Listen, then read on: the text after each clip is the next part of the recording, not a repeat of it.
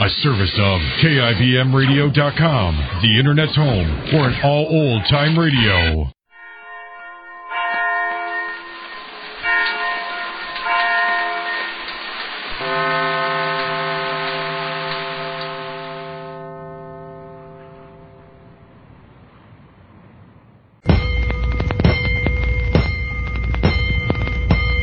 Five bells. Stand by all stations. Attention, all districts. A five-alarm fire. 5 bells. Move in immediately. That's it. Let's roll. Let's go. Firefighters.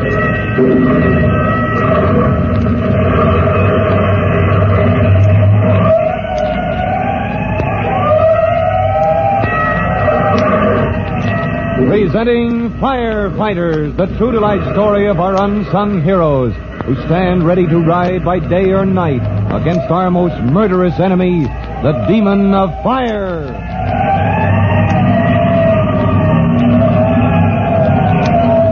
In just a minute, we'll join Tim Collins and Chief Cody in the office of the Tennacombe Towboat Company near the dock from which Tim was diving when the young fireman made his exciting discovery, which caused Chief Cody to put in a special call for Detective Sergeant McGurk. But before we go on, there's just time for this message.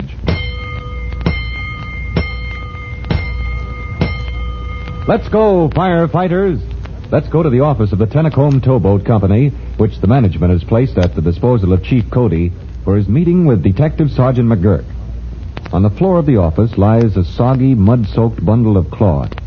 And as Chief Cody points to it, he says, "Well, there's your evidence, Mac. That's the stuff we found in the river." In 15 feet of water? Yep. How did you happen to run across it, Chief? Diving practice. A couple of my boys from the rescue company were working out with the diving tackle.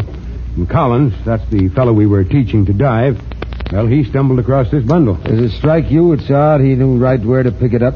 How do you mean? The whole bottom of the river to prowl around on and all kinds of junk lying around in the mud. The one thing he picks up and brings ashore is this? Well, now, great. This thing blazes, Mac. You're not trying to Just insinuate. thinking out loud, Chief. Well, if you think my boy Collins had any idea this stuff was lying there underwater... I don't think anything yet, Chief. Right now, my job is to get the facts. When I get all the facts, they'll line themselves up fast enough. Well, if they line up so that they seem to point toward Collins or anyone else who was down on that dock today... All right, Chief, all right. Let's start over. Let's take a look at this bundle. All right. You see what it is, don't you? The jacket. Mm-hmm. Rolled up into a bundle with the sleeves tied to hold it secure.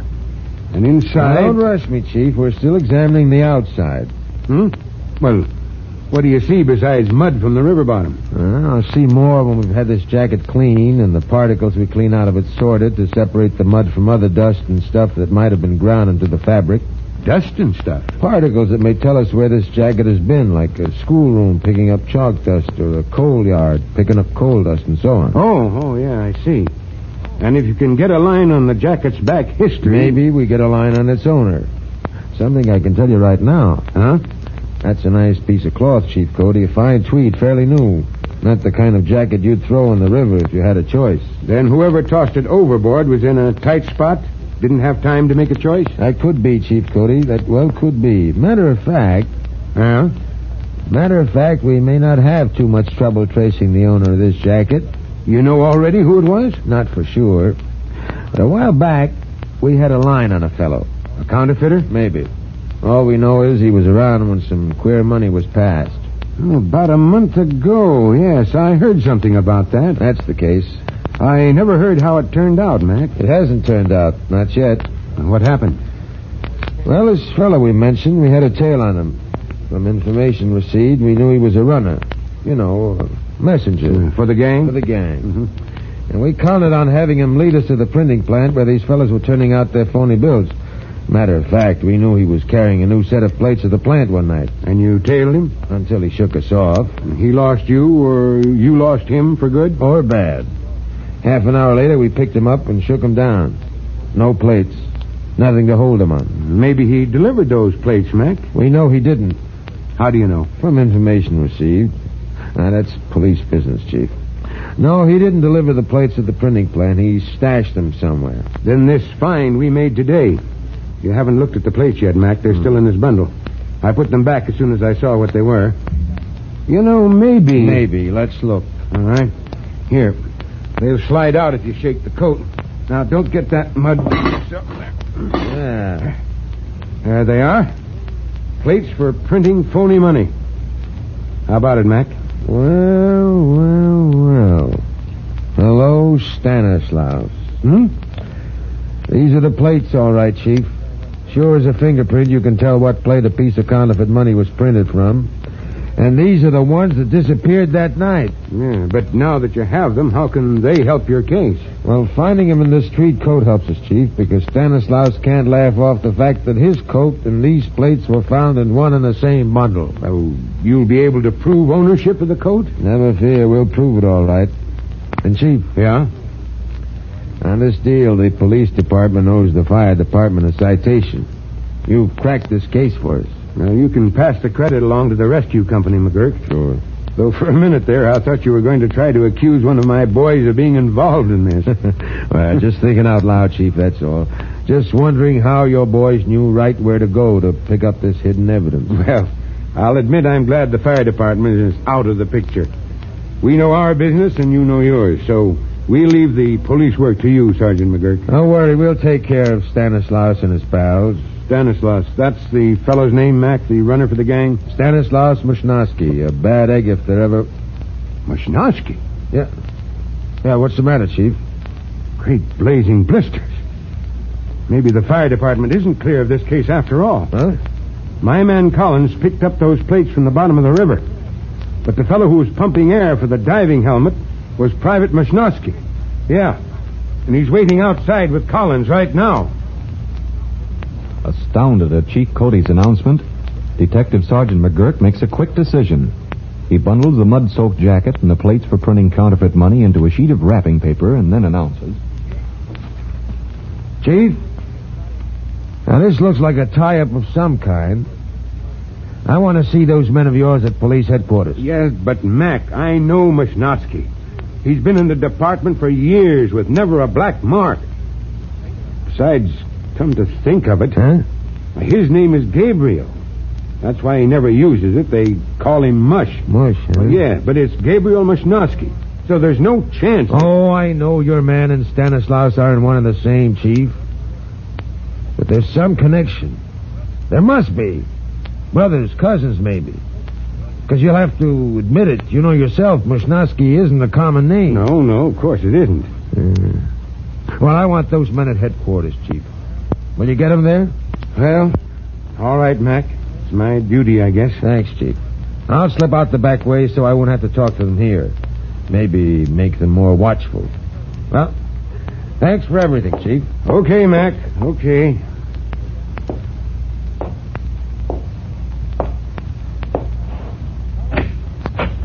Oh, Collins, I want you. Yes, sir. Coming, Chief. Mushnosky, too. Well, Mush isn't here, Chief. What? You mean to say he left without letting me know? Well, Chief, he had to take the diving gear back to rescue company quarters. Oh, then he's coming back here? Well, not unless you send for him, Chief. You see, he didn't think you needed him. He said, Well, what did he say, Collins? Well, after you left us on the dock, Chief, when you came ahead to bring those plates we found into the office here and phone the police... Yes. I know what I did, Collins. I asked you, what did Mushnosky do or say? Well, he said he used to know people that shoved queer money back in the old days when he worked for the carnival before he came on to the fire department. Oh, that does it. When McGurk hears about that... Sir? Never mind. Go on. Oh. Well, he said...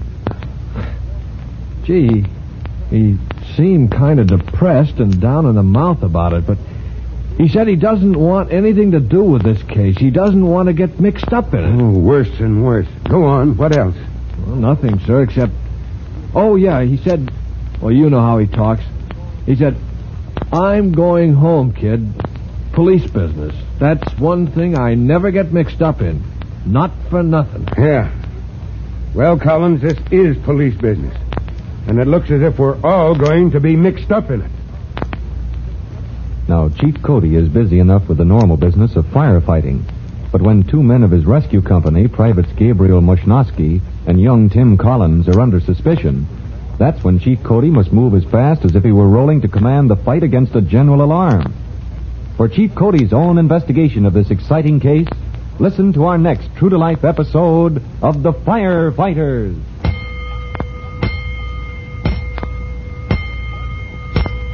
In just a moment, Chief Bob Cody will tell you, boys and girls, how you can help the firefighters in your own town. But first, here's a message you ought to hear. And now, Chief Bob Cody with a special notice for the Firefighters Brigade. Chief Cody. Hello, boys and girls. This is Chief Cody. And here's a suggestion about how you can inspect your own homes for danger spots. The 4 places in the average house where fire is most apt to break out. First, look at the joints and walls around the furnace or other main heating unit.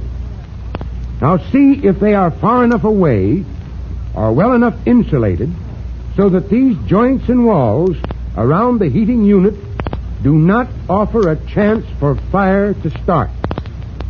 Well, that's all for now, but I'll tell you 3 other danger spots soon. Fire Chief Cody and the young rookie fireman Tim Collins will be back on the same station the next time you hear... That's it. Let's go!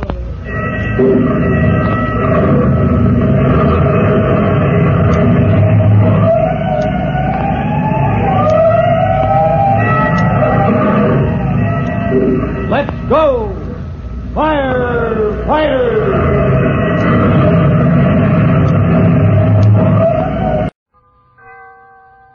Autolite and its 98,000 dealers bring you Mr. Victor Mature in tonight's presentation of Suspense.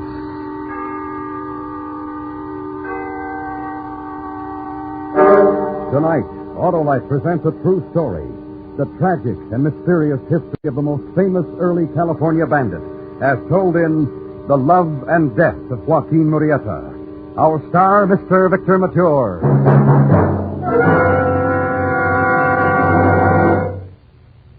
Hello, Harlow. Hi, Senator. How's life in the legislature? Well, it's all right there, but not in my automobile. How's that, Senator? My car bucks like a cantankerous constituent, Harlow. Sounds like spark plug trouble, Senator. You know, if spark plugs aren't functioning properly, you just can't get the smooth and economical performance you expect from your car. Well, how do I veto the trouble? Just visit your neighborhood Autolite spark plug dealer. He's an expert on cleaning and adjustment, and he services all makes of cars. But suppose my spark plugs are worn out and need replacing, Harlow. Why, then your Autolite spark plug dealer will replace them with a set of super smooth, world-famous, ignition-engineered Autolite spark plugs, either standard or resistor type. So, friends, pick up your phone and call Western Union by number. Ask for operator 25, and she'll gladly tell you the location of your nearest Autolite spark plug dealer, the man with ignition-engineered Autolite spark plugs. And remember, from bumper to tail light, you're always right with Autolite. And now, Autolite presents transcribed The Love and Death of Joaquin Murieta, a true story starring Mr. Victor Mature, hoping once again to keep you in suspense.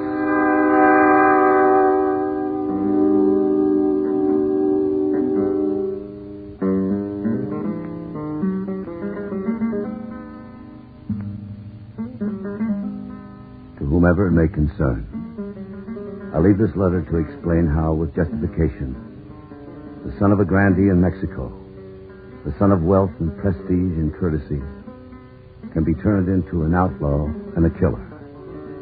The beginning was near Calderas, in a peaceful summer evening, given over to the singing of birds and the peaceful occupation of such as I, a peace which was interrupted.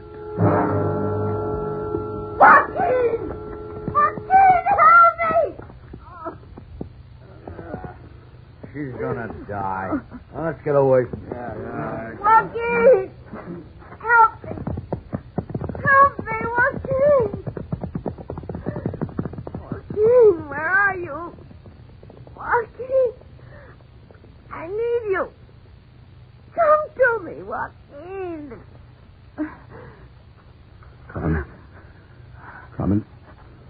have they done to you? Help me. Take me home. That I would die in our home. Yes. Help me up. No. I cannot. Carmen, the moving is not good. Help me.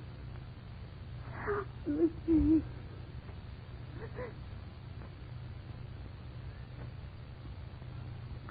Carmen. Carmen.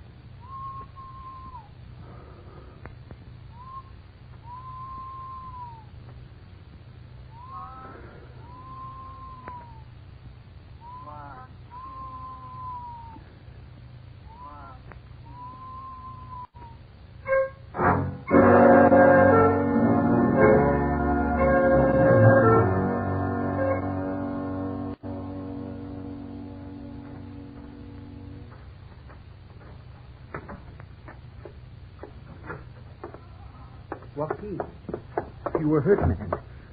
What fighting have you done? They've killed Carmen. What is this? She fought them, and they killed her.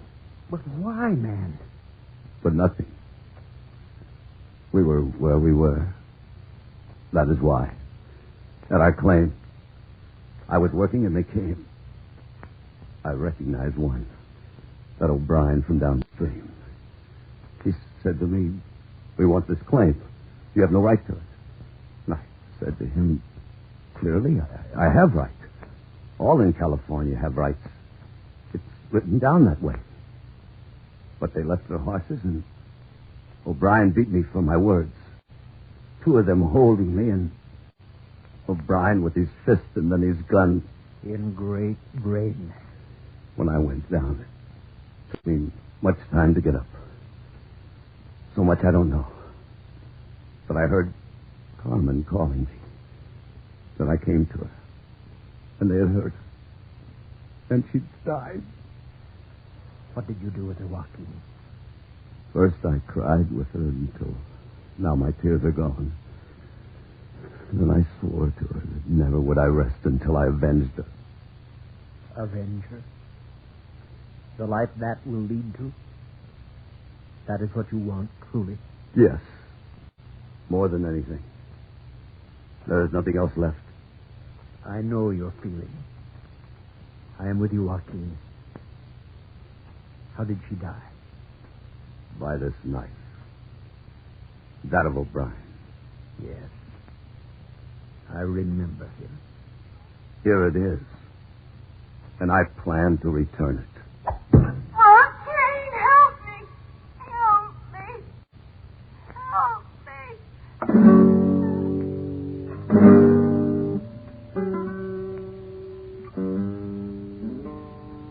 Not as part of the justification. I remarked my wife Carmen and I left Sonora, Mexico to go to the California gold fields with dreams of happiness and wealth. And when we arrived in that country, we found it invaded by many without faith or decency of law to govern. They wore their evilness as they wore their beards, without shame, professing only hatred for our people, seeing in us only a conquered race without any right or privilege. Thus came about the death of my wife, and bad fortune, not my own, instead.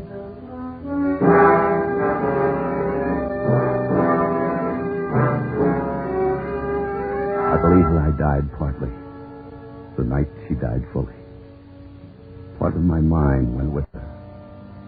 And that which I kept would allow nothing but hate and desire for revenge to come to it.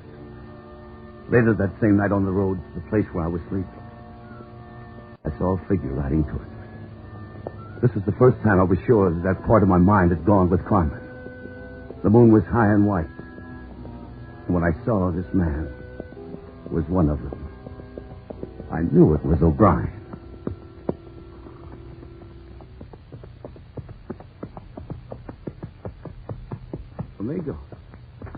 Amigo, I'm lost. Which is the way to Galvez? Oh, you're way off, way off. What is this way off? You're going in the wrong direction. Calveras is that way. Which way? The shadows, amigo. It's hard to see which way you point. Well, I don't see why it should be. Right back there. What's the matter, amigo O'Brien? My name's not O'Brien. I've got my bridle. What do you want? You don't need a knife to find the way. No, amigo. No. No. Leave me go. You stay, amigo O'Brien. Leave me go. I've done nothing to you. What you've done to me. What have you done? You've killed half of me. Now you will do something else for me.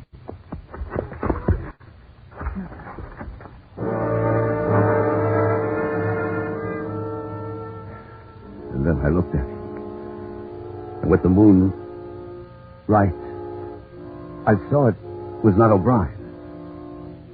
And then I knew I was a killer. And that a price would be put on my head.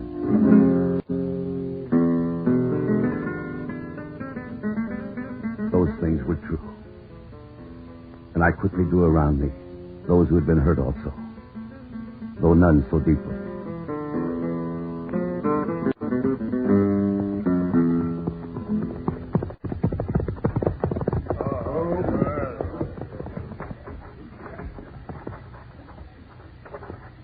We have come, Joaquin.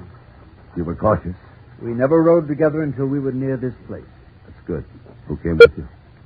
Manuel Garcia. Yes, one. Greetings, Joaquin. What I hear of you must have been very hard, of very much emotion. That part's finished. You choose to ride with us, Manuel? I am here, Joaquin. For what other reason? To smell the night air? What they did to your brother, is it enough? Enough. He bought a horse from them and committed the crime of riding him home. On the way, others stopped him and accused him of stealing the horse. They tied him to a tree and horsewhipped him. Then, without the privilege of being conscious, they hanged him from the same tree. Would you judge that to be enough? Welcome, man. I will kill well, Joaquin. Who else, Manuel?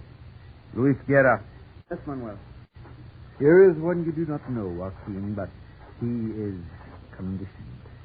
Luis Guerra. Good evening. You're young, Luis. Young enough to come to California with my mother and father. The land of gold. What you found instead? They are dead. Our claim is worked by others.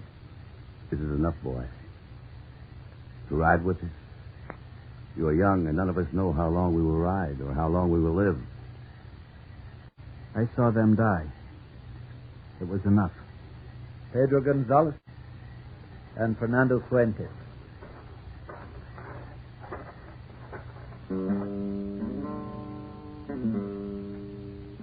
And there were more, lots more, all carrying hate in their hearts. We left that place all pledged to do the same thing. Revenge for the wrongs done to us.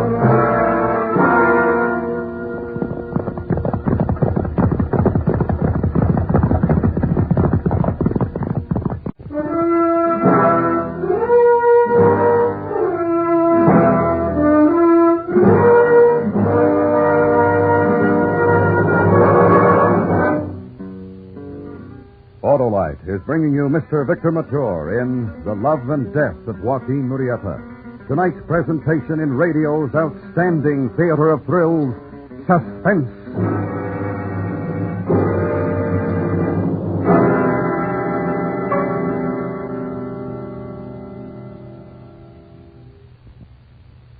Say, Harlow, you mentioned both Autolite standard and resistor type spark plugs. Right, Senator, and both are ignition engineered by the same Autolite engineers who designed complete ignition systems used as original equipment on many of our finest makes of cars, trucks, and tractors. Well, what's the Autolite resistor spark plug, Harlow? Why, Senator, it's the greatest advance in spark plugs for automotive use in the past 25 years. It is? It surely is.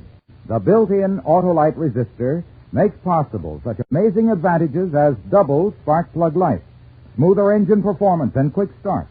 And the resistor spark plug is only one of a complete line of Autolite spark plugs for every use. And my nearest Autolite spark plug dealer has them, eh, Harlow? You can bet your Hamburg on it, Senator. Friends, see your Autolite spark plug dealer for a spark plug checkup soon. To learn his location, just phone Western Union by number and ask for Operator 25.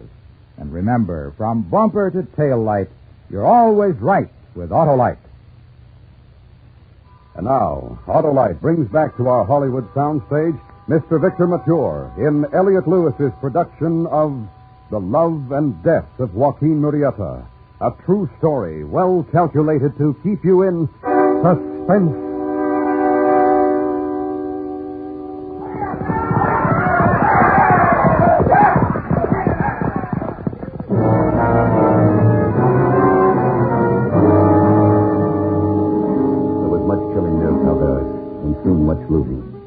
I searched for O'Brien, whose knife I carried, but found him not. Then there was more killing in many places, San Jose, Marysville, and many others. In the beginning, I had an excitement so great that I cannot tell it. But during that time, I listened, and I didn't hear the birds. The excitement started to pass away. And I found that I'd followed my men instead of leaving them. It was after an attack near Orris Timbers that Manuel Garcia and boy Luis came to me when we were at camp near the ranch of San Zapatero. They knew I no longer received satisfaction.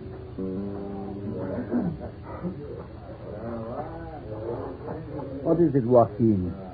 You do not drink with us, you do not laugh. In seriousness, Luis and I have been speaking of this.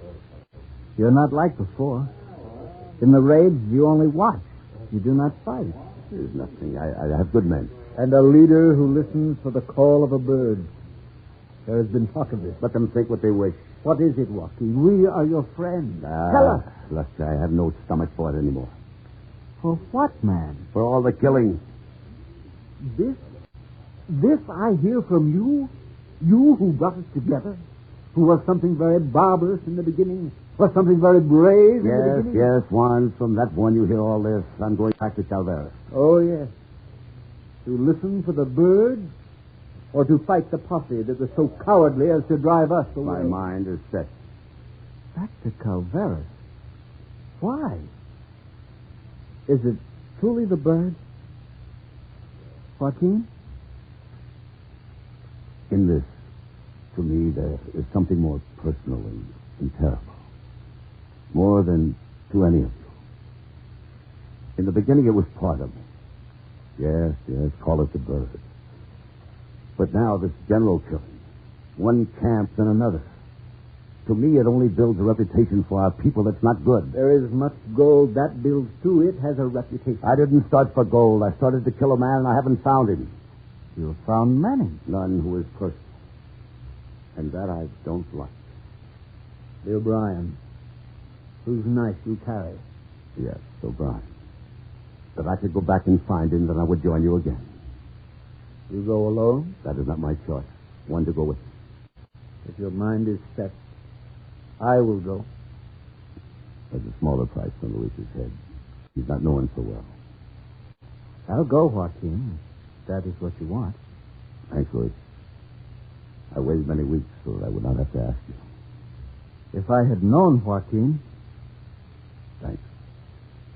I wish the morning would come so that we could leave. Luis. Listen, Luis. Juan. What, Joaquin? What is there to hear? Nothing, my friend, nothing. You do not comprehend.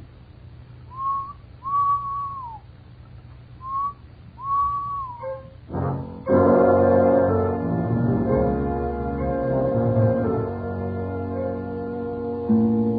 knew my thinking was right from the omen of the next morning. A golden sunrise and the soft south wind. Luis and I did our journey in leisure and without hiding. And in 4 days we reached Calveras, which had increased to a city of tents and rough buildings during the time we'd been gone.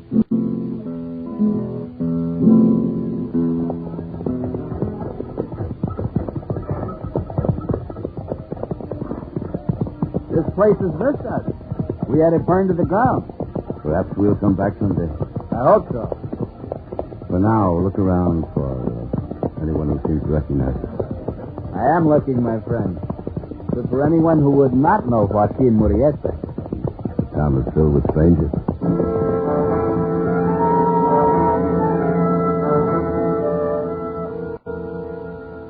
clearly found this to be the truth. All had heard of Joaquin Murieta, but none alive had seen him. Luis and I found sleeping room on the border of the town. And for 3 days, I searched for O'Brien. On the 4th night, I heard news of him.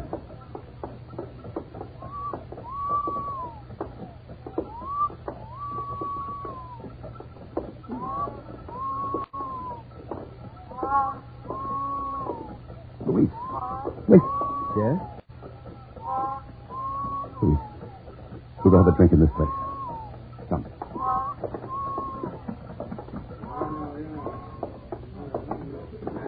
Before I got here, and I'm glad of that. Get crazy people like Murieta out killing nobody safe. Well, he'll chase out of here, and he'll be chased till he's dead. Will I, Luis? Who knows? I heard he had a pretty good reason for going on the warpath. That his wife was killed. Joaquin? That ain't true. He was trespassing where he didn't belong, working a claim that didn't belong to him. Help me. Help me. Luis, no. No, Joaquin, no. I didn't hear that part of it. Well, I did, from a man that ought to know. Matt O'Brien. He knew him, was there when it started. Help me. Says Murieta was a born killer. Help me. O'Brien, he's in the new posse now that's going to start out hunting for him. Well, I'm glad it's O'Brien and not me going out to hunt Murieta. No, go, Luis. What I hear, he's got a bunch of cutthroats big enough to beat it. Oh.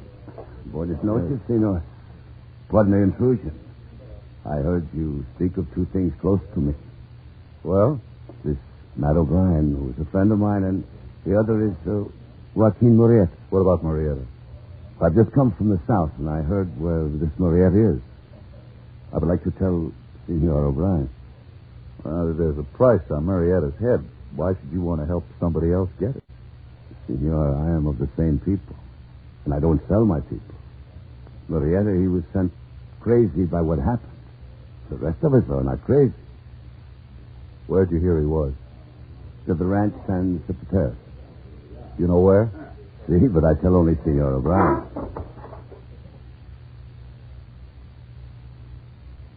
Senor, there's no reason for that gun.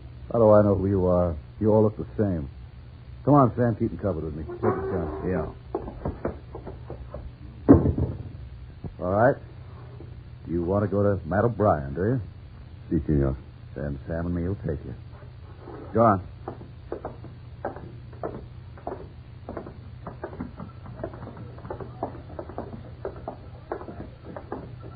You say you was south. Why? Selling horse? Where? Los Angeles. How'd you hear about Murieta? From a friend of mine. Hey, you don't talk straight. We'll see what Matt O'Brien has to say about this. Help me. Help me. Help me.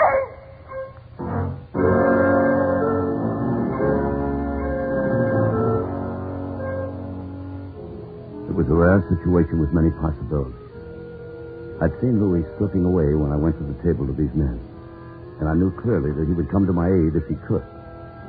But my worry was that he'd come too soon, before these men could take me to O'Brien. Then my worry was that he would not come at all. Lamps on. He must be home.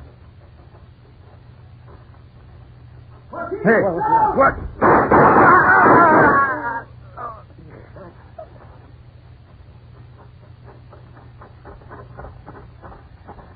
Thank you, Luis. For nothing. O'Brien will come out with this noise. You want my gun? No, friend. I have his knife, and that's as it should be.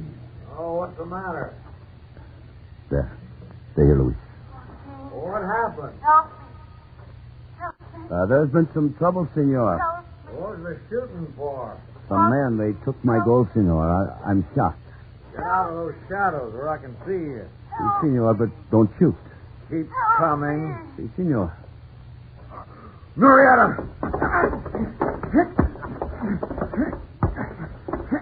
Remember well, O'Brien. No! Remember well.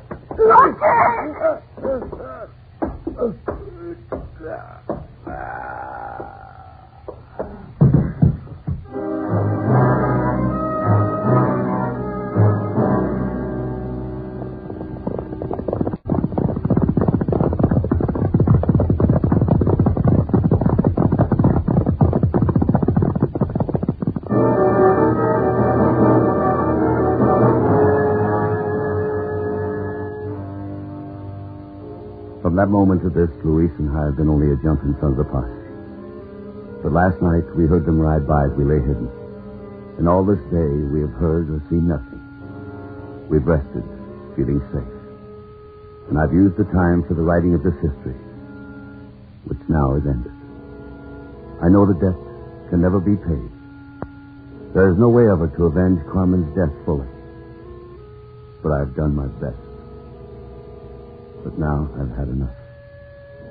I hope to follow this letter soon to Sonora and take a peaceful life as a gentleman again.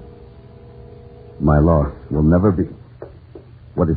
I think I heard something. I don't know. Where? From below. How close? I don't know.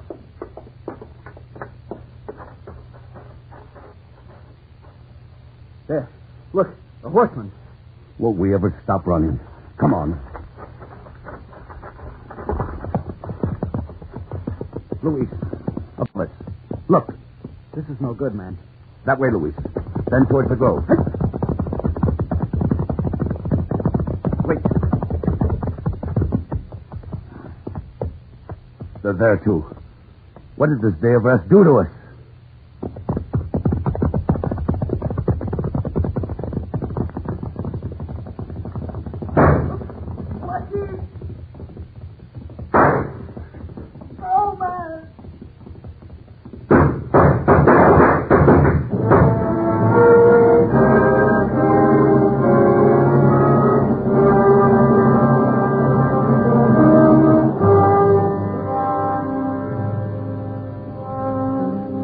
That was the end of the history that was written there in a canyon, which is now a residential section of Los Angeles. But supporting details are scarce, and rumors are many and varied. There were those who said that Murieta did die that day. There were others who said that only one body was found, and that there was some doubt as to who it was. And there are others who said that during the following days, a rider was seen in bloody clothing traveling by night. It could have been Murieta, they said, moving toward Mexico. Perhaps following the sound of a bird, but no longer a voice.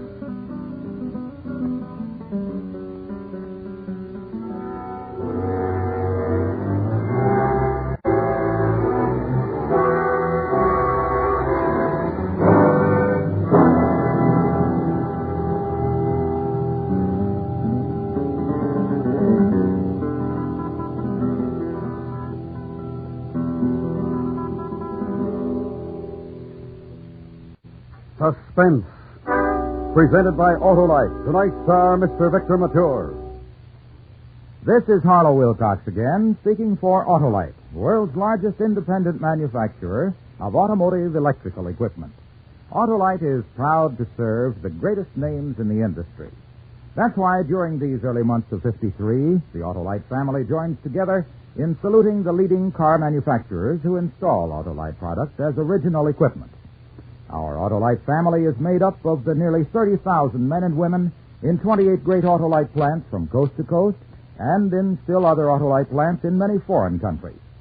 Our family also includes more than 18,000 people who have invested a portion of their savings in Autolite, as well as 98,000 Autolite distributors and dealers in the United States and thousands more in Canada and throughout the world. Our Autolite family will salute the Plymouth division of Chrysler Corporation on the next Autolite Suspense television program. If you live in a television area, check the day and time of Suspense on television so that you'll be sure to see this program.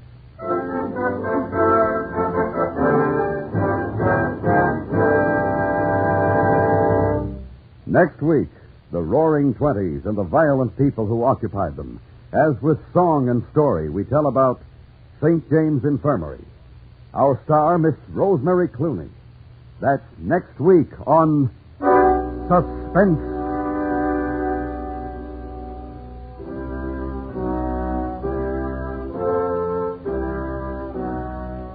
Suspense is produced and directed by Elliot Lewis, with music composed by Lucien Morowitz and conducted by Lud Gluskin. Portions of the program were transcribed. The Love and Death of Joaquin Murieta was adapted for Suspense by Gil Dowd. The guitarist was Jose Barroso. In tonight's story, Harry Bartell was heard as Luis, William Conrad as the narrator, Virginia Gregg as Carmen, Joseph Kearns as O'Brien, Harley Bear as Juan, Hy Averback as Joe, and Jack Crucian as Manuel.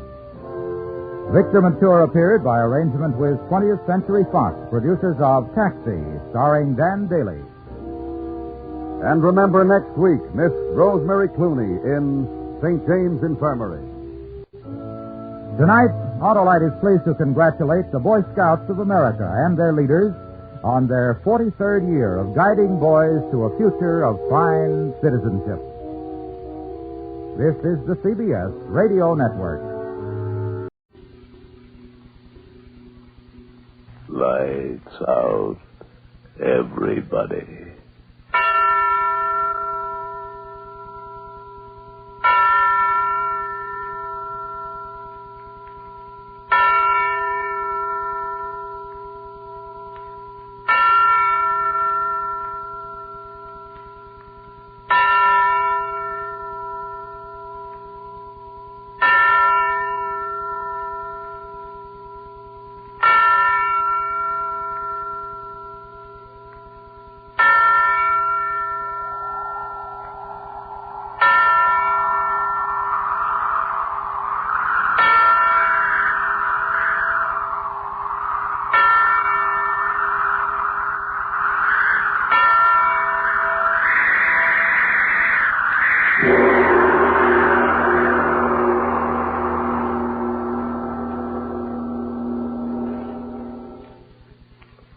Her name was Jean. You will hear not only the voice in her throat as she speaks, but also the voice in her mind as she thinks.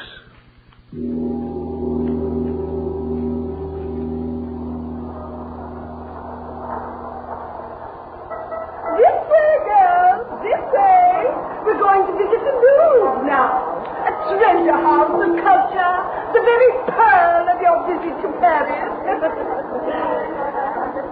Now come this way, girls, this way. This way, girls, this way. Prune-faced old maid makes me sick. Who cares about the Louvre and scummy pictures and junk like that? Fun. I want fun. Now, Jean Taylor, why do you always lag behind? You know that makes my task of shepherding you girls infinitely more difficult. Do I have to be shepherded? Do I look like a sheep? Now, Jean, my dear, please don't take that attitude again. Your father... My father. My father. What does my father understand about me? Now, Jean... What does anybody understand about a girl like me? My dear child, for 20 years I've conducted young ladies... For 20 years you've been a pain in the neck. Jean Taylor... A pain in the neck, that's what you are. Here we have the Mona Lisa. She's got a pan like a hunk of cheese. Culture, girls. Culture. Culture. You make me sick. Jean Taylor, how could... Oh, don't pop up like that. You'll blow something. Cable. A cable to your father. Go ahead, cable him, send for him. Who cares? What good's Paris if I don't get any fun out of it? You dried up prune. I've never been talked to like this in all my life. Well, that's what you are, a prune. A little dried up prune. The other girls... The other girls make me as sick as you make me sick. Fun. Fun's what I want. And neither you nor my father nor anybody else is going to stop me from having it. Now I understand how you broke your mother's heart. Oh, cut it out. That tune's made me sing in the choir long enough. I'm sick of it. Money's for fun, and life's for fun. I'm young. My father's got plenty of what it takes. So starting right now, the devil with sculptures and paintings and all your culture. This is Paris. Paris. And I'm going to have fun. Fun. Fun. And I'm starting right now. Jean, come back here. Jean, come back here.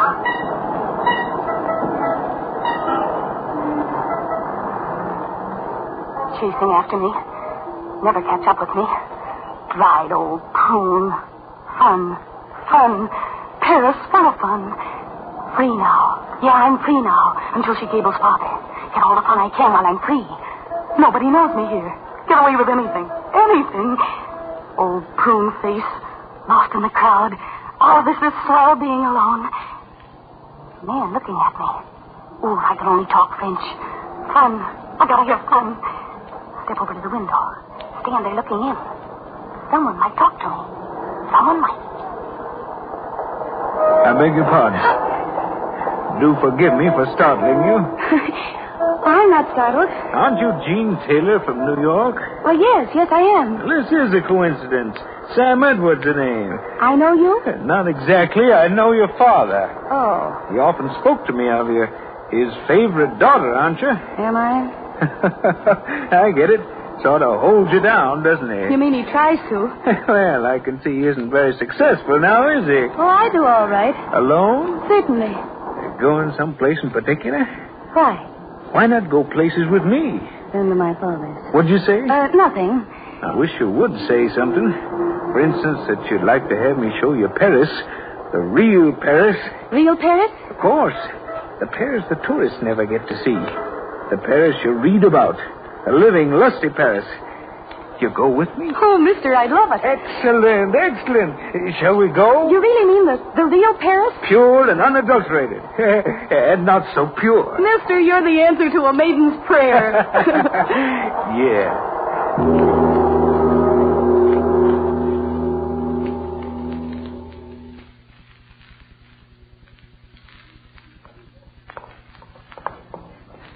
And not much further. Kind of a funny street, isn't it? The real Paris. I hope. And here we are. Told you it wasn't much of a walk. You mean this house? That's right. The old Paris. It's old enough. Sure looks like a dive. If your father heard of this, oh. He won't. He won't. I should hope not. I thought you said this was a club. Oh, yes, indeed. All have our own key. Here you are, my dear. Fun a la carte. I'll take it a la mode. A la anything. Mr. Edwards, where are you?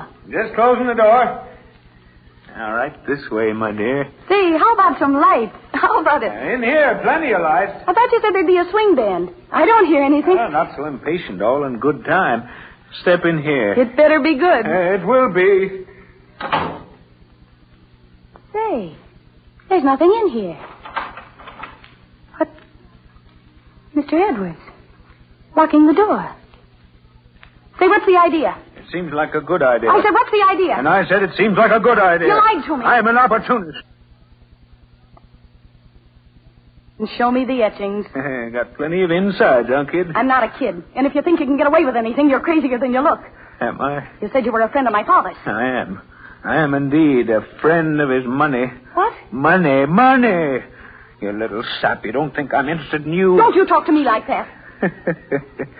Still wet behind the ears. You let me out of here. Sit down. Let me out. Sit down. That's the idea. After all, you're not talking to your dear papa now. I'm a fellow who likes his own way even more than you do. This'll cost you plenty, mister. You mean it'll cost papa plenty? $150,000 plus interest. Let me out of here. $150,000 plus interest. Every dime he took from me, I'll get back. I don't know what you're talking about. Open that door and let me out of here. You think it was accidental, my meeting you? On the contrary, I planned every minute of it.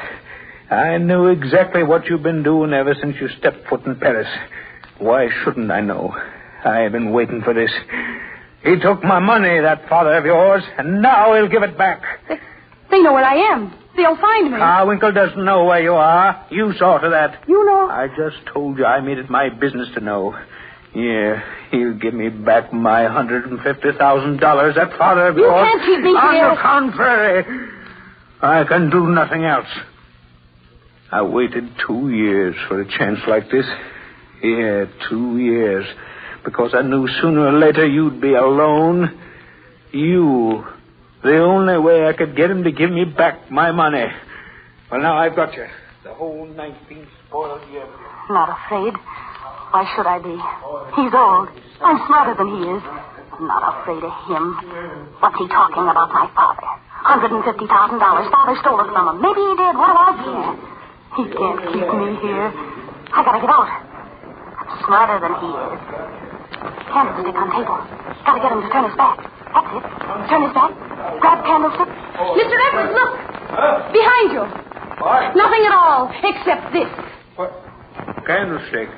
Where'd you get... You open that door. Put down that candlestick. Don't come near me. Why, you little good for nothing. Give me that candlestick. What are you trying?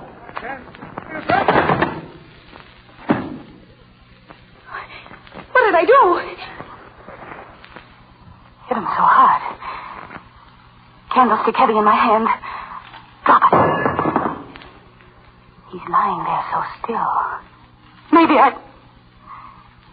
something dark crawling along his head out on the floor. Blood. Blood. Killed him. Killed him.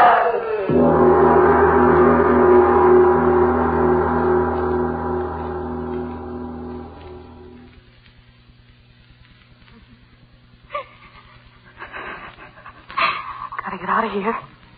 Which key is it? Which key?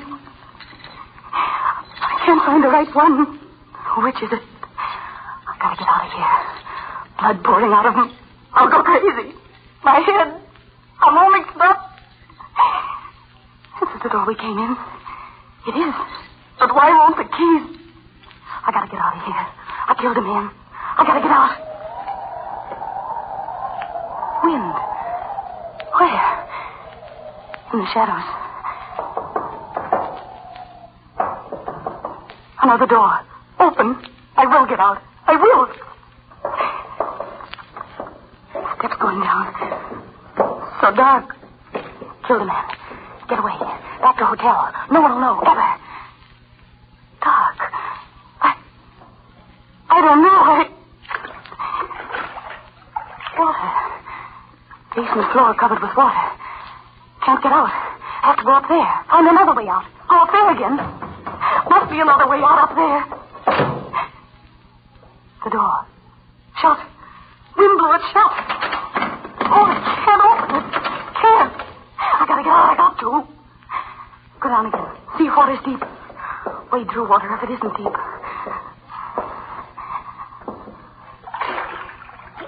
Only up to my ankles. I will get out. I will. Must be a basement door. So dark. Killed him. If they catch me. They won't catch me. Never. Nobody knows. That sound.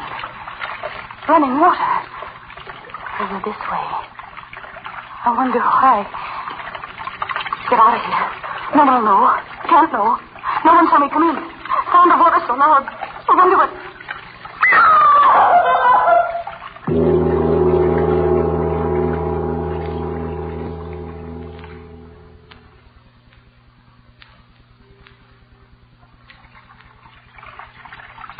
Water. Drowning. Falling. My head. Yes. Remember. I remember. Stepped out. Water over my head. Filthy water. Pulling me under.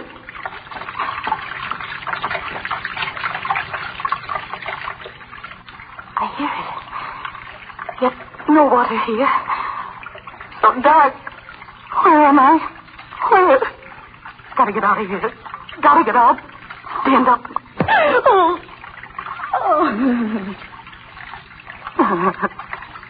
Bump my head. Stone roof above. Crawl.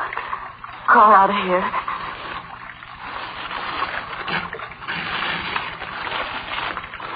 Killed a man. Gotta get out of here. Smashed his head in. Gotta get out of here! But not that way, mademoiselle. Another foot in that direction, and you would have fallen many feet into the water. Where are you? Beside you. I saved your life, mademoiselle. What? You floated by, drowning. I saved you. You saved me? Oui, I did. In the dark, I saw you. Dark? Water? Where am I? Where am I?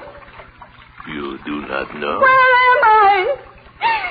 Wet stone. Smell. Sound of water. You've got to tell me where I am. Oui. I tell you, mademoiselle. You are in one of the great sewers of Paris.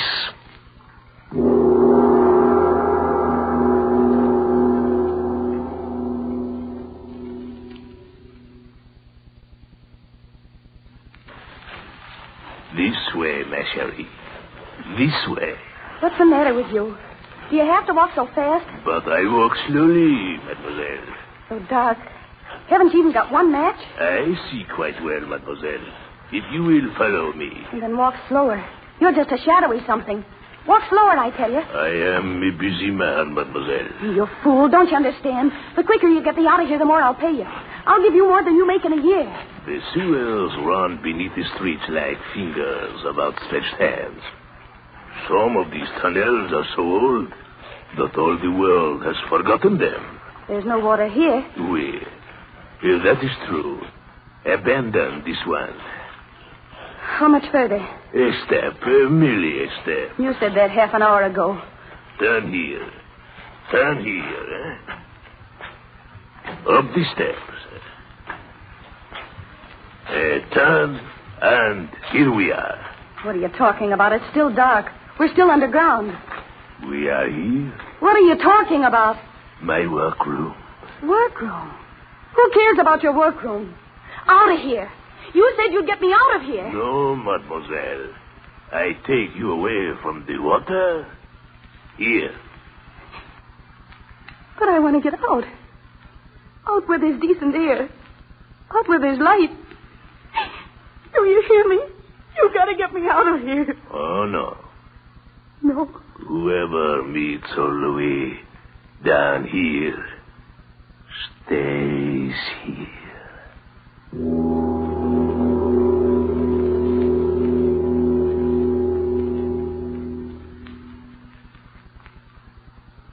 You're crazy. No. You know what money is, don't you? Oui, mademoiselle. Then get it through that head of yours. I'll make you a rich man if you get me out of here. Rich. Rich. Just get me out of here. You are a noisy one. Crazy. You are. No. You are. What do you stay down here for if you aren't? I work. Work? What sort of work have you here? I make things. You will see. See? How can I see in this dark? Your eyes will accustom themselves in a few years. Get me out of here! Come. What? Come, mademoiselle. Come. Wait for me. Wait for me. I will show you my work. Wait for me. If you'll get me out of here, I tell you, you'll never regret it. Where are you? I've lost you. Where are you? To your right, ma chérie. Turn to your right. My right? Oh, where are you, old man? Here, I'm here. But there's no light here. You didn't get me out. You didn't. My work. It is here. Who cares about your work?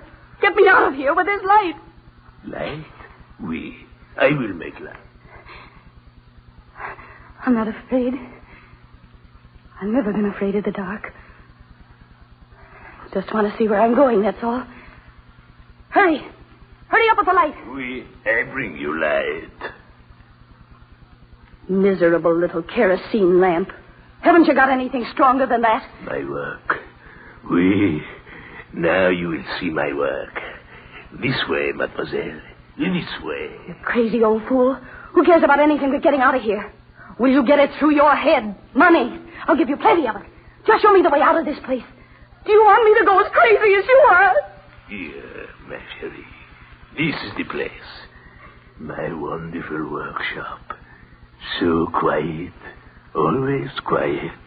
No one to disturb old Louis. No, indeed. Give me that lantern. I'll get out of here myself. No. That is impossible. My work. You see it? See it? What's that? Take it, mademoiselle. Take it in your hands. I made it. With my own hands, I made it. It's a necklace. Oui. A necklace, eh? Exquisite work. You see for yourself, it is exquisite. Okay, so it's exquisite. Now, will you get me out of here? I made it myself. All by myself. No one helped me by myself. You crazy old fool. Give me that lantern. No. You must see how I make my beautiful necklaces. Here. Over here, mademoiselle. Look. Listen, you give me that lantern or I'll... Oui. From these I make it. Bones. Oui. Beautiful bones. They come floating down the water to me. Bones of what? The foolish ones who kill themselves in the water. The sewer brings them to me. We, all of them. Oh! The miserable, unhappy flesh. I take it off them. Then at last, they are bones. Hard, white, useful bones for my work. See, that one in the corner. Let go of my arm. No. You must come to look, ma chérie. You must. Let go of my arm. Oh, mademoiselle, come. You see, the skull, I have it almost clean. You stand there. I will show you how I do it, eh? My saw. So, I cut the good strong white piece off the top and clean the brains away, eh? Watch me. No. No.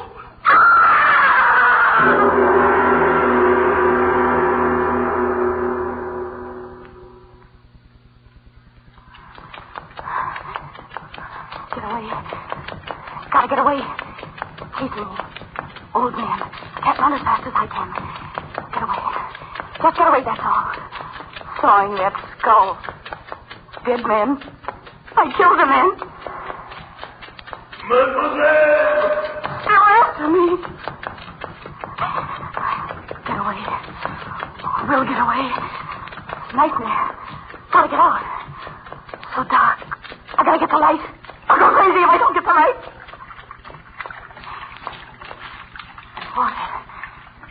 Water again. I'll be careful. Maybe if I yelled, someone would hear me. Workmen. Someone in the sewer. If I yelled. Help! Help me! Help me! Help me! Is there someone down there to help me?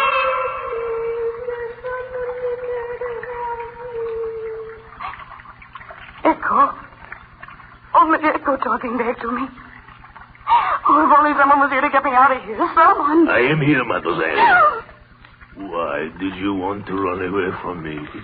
It was quite useless. Let go of me. Let go. It is no use to struggle, my chérie. Let go of me, you crazy fool. Let go of me. Do you hear? Take your hands off me. Let go of me. No. You come with me, mademoiselle. Oui, with me if I have to drag you along. I need your help. I have wanted so very long. I'll kill you. I'll kill you. No.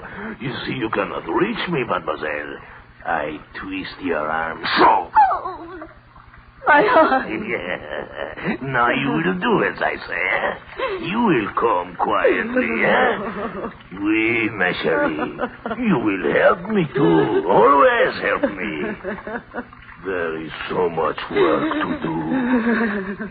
So many bones to be cut.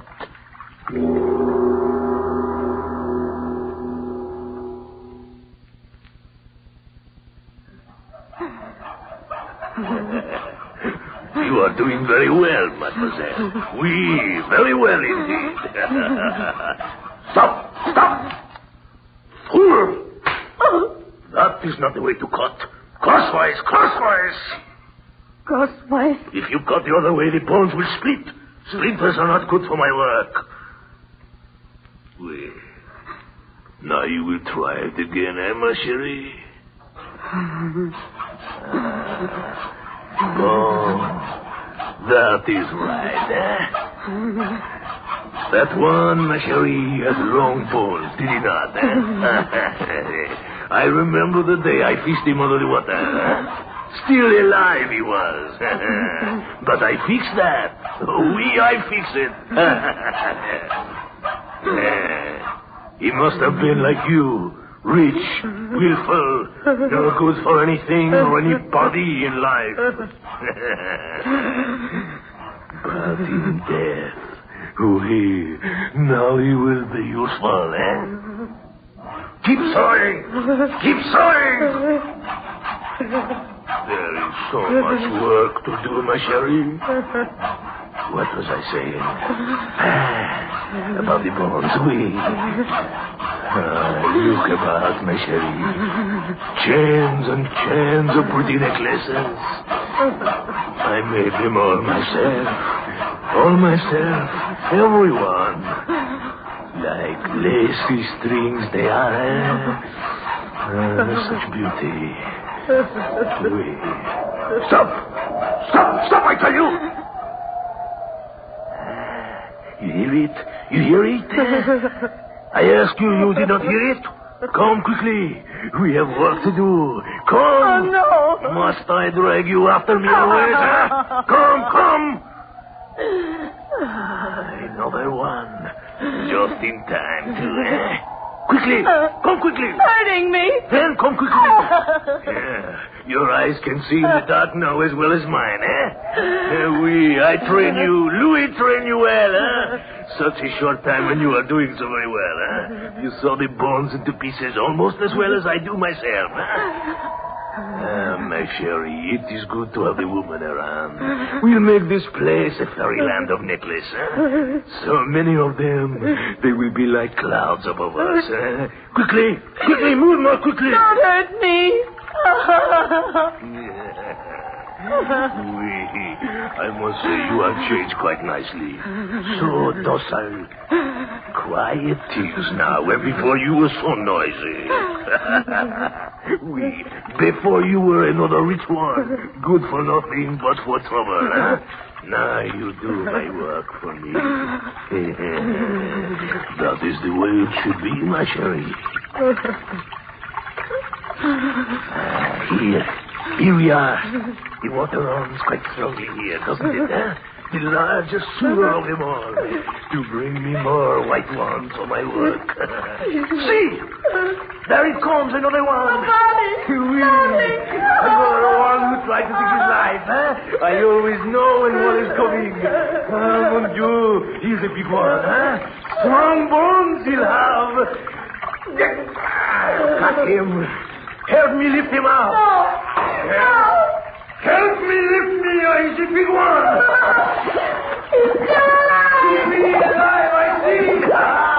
Hold his head on the water. Hold it under. Hold it under, I tell you. Hold his hair. Hold him under.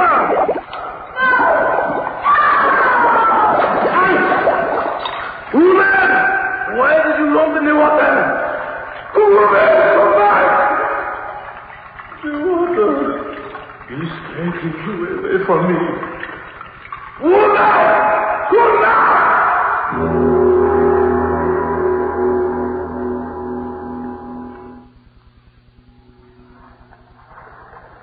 And how is the fishing, my friend? How could I fish, leave it this? In my time, the Seine was full of fish. In your time? Look, see where it's playing in? Where is there for a fish to live? Monsieur. Look, what? In the water. Voilà. It's above us. She's a woman.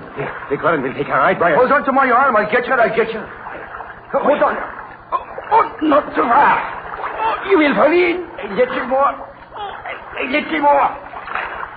I got you. Pull me back now. Help me lift her up for you.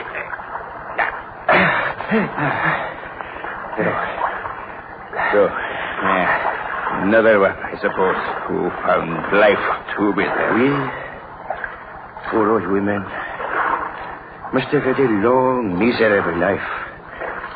The misery in her face, she looks as if she might be an American. What do? She moved her lips.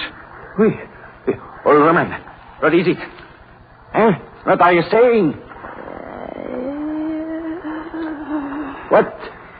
Would you like a beautiful necklace? Necklace? A beautiful necklace out of bone. Real human bone.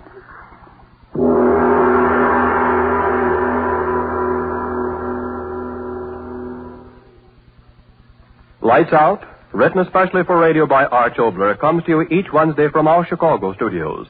This program has been heard in Canada over the facilities of the Canadian Broadcasting Corporation. This is the National Broadcasting Company.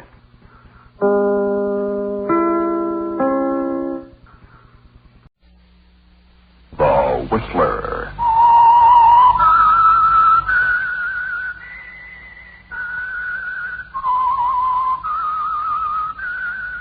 Presented by the United States Air Forces in Europe.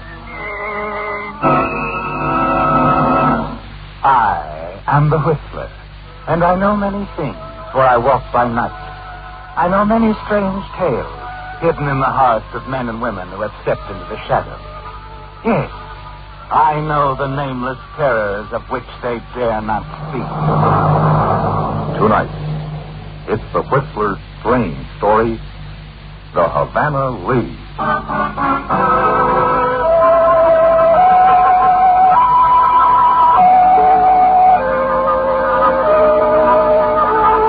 While Havana's tourists were at play on that cool summer morning, a meeting was taking place behind the paneled glass doors of the Cuban Sugar Growers Association.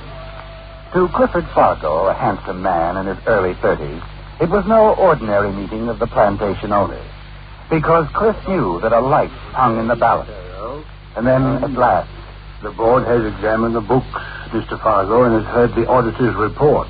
There can be no doubt that $40,000 is missing from funds that were entrusted to you to equip and supply our sugar control laboratory. No, sir. Ordinarily, we would turn the matter over to the police immediately, but since you come from such a respected family and your work with us has been excellent, we are going to be lenient. We are giving you 60 days, Mr. Fargo. 60 days in which to raise that money or be prosecuted to the full extent of the law.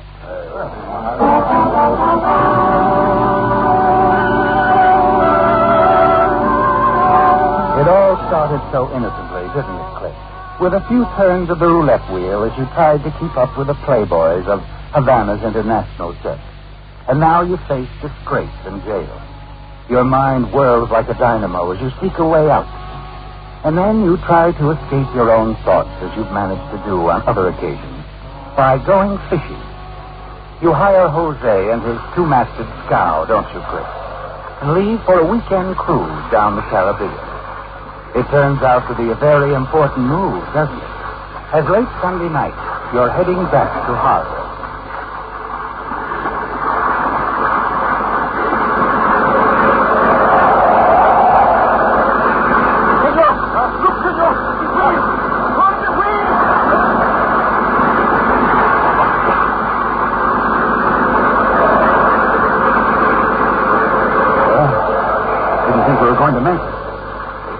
Maniacs running without a light.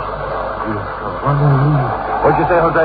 Por favor, nothing, senor. You said something about Havana Lee. Was that the name of that boat? I do not know. Oh, no, funny. It is better not to say. Why? Like this, lies across this road. I'll keep it confidential. Senor Fargo, in a few hours we are in the home of Havana. Let us forget. Jose, you want me to turn you over to the port police? They'll make you talk. All right. But do not brief to anyone what I say. It is both our lives. Oh, stop whispering. Who can hear us out here? Now, what about that motor launch? It is the Havana Lee, named after one of the most beautiful women of the island, and one of the most cruel. I'll bet. What's a racket? Smuggling. Very dangerous people. What do they smuggle? Whiskey into the United States without paying the big taxes. Fools. You said something, senor? Give it. Come on, Jose. Let's get into port.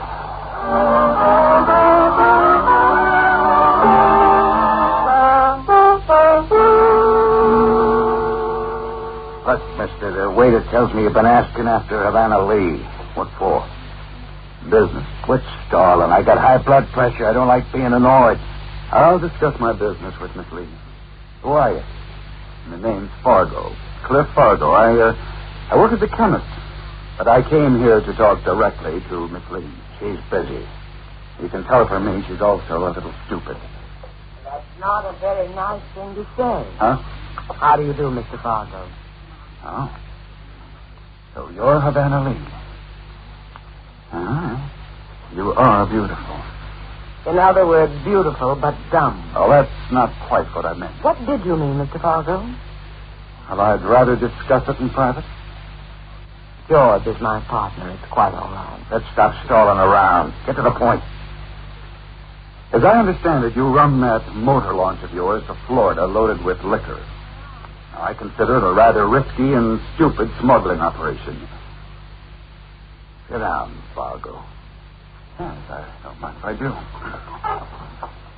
Now, estimating the maximum cubic feet of your boat, you can net at most $3,000 a trip. Am I right? You made a mistake. You should have left earlier. Oh, why's that? You might not get out of here at all. George, would you mind pouring some wine? I hope you like Alsace Port 1923. It's one of my favorites. A man of taste. Please, continue. You've heard of cortisone? A new wonder drug, isn't it? Yeah, it's extremely rare. It's worth $300 a gram, stateside. And what's your price? I can process it here for $30 a gram. The same drug? It would take 10 hours of chemical analysis to detect the difference. I see. It's safer. Package of cortisone worth $25,000 is no bigger than a man's fist. Flick of the wrist, it's overboard. I'd like to see this cortisone. How long will it take? A week? Get it. Fine. Well, there's only one question we have to settle. Oh, what's that? That you take on a third partner. I'll think it over. Please do. And let me know. Wait. You'll get your third. I don't buy this, Havana. We don't even know who this Pestu pusher is. George. Okay. But just to set you straight, Fargo. Havana may give the orders around here, but I handle the artillery. Don't forget that. I won't forget it, George. Not for a minute.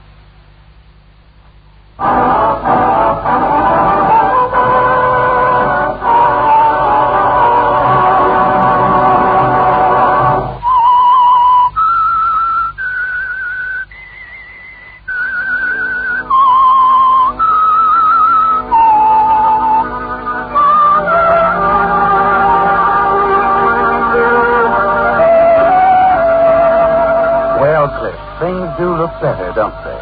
Your hunch paid off, and you feel certain that somehow you'll be able to get the money to cover your gambling debt after you prove yourself to the smuggling organization operated by the very attractive Miss Havana Lee. A week later, you hear a car pulling up outside the laboratory where you work for the sugar plantation. The headlights of the car blink on and off in the prearranged signal, and you take the drug you've so carefully prepared and wrapped in the waterproof tin and hurry outside. Good evening, Mr. Fargo. You have it? Yes, here it is. Good luck. Hey, where do you think you're going to? What do you mean? Hop in. I have some solutions on the centrifugal pump. They'll keep. Will they? This time, I think you'd better listen to George. I'll get my coat. We got some jackets on the boat. Hurry up and get in.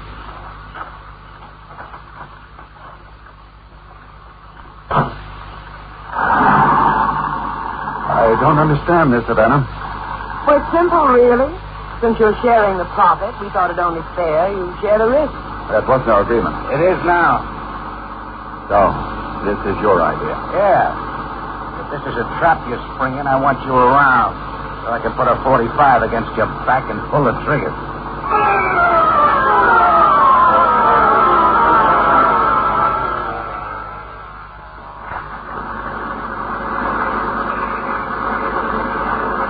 Didn't you hear anything just then? No, you can't hear anything over this motor. Well, I can. The Coast Guard. They're swinging their spotlights. Okay, the drug, Fargo. Overboard. Get that gun out of my ribs. I'll take care of the cortisone. So you can hand it to the cops in a pig's whistle. Listen, I'm right now, Fargo. Now, give me that gun. Oh, okay.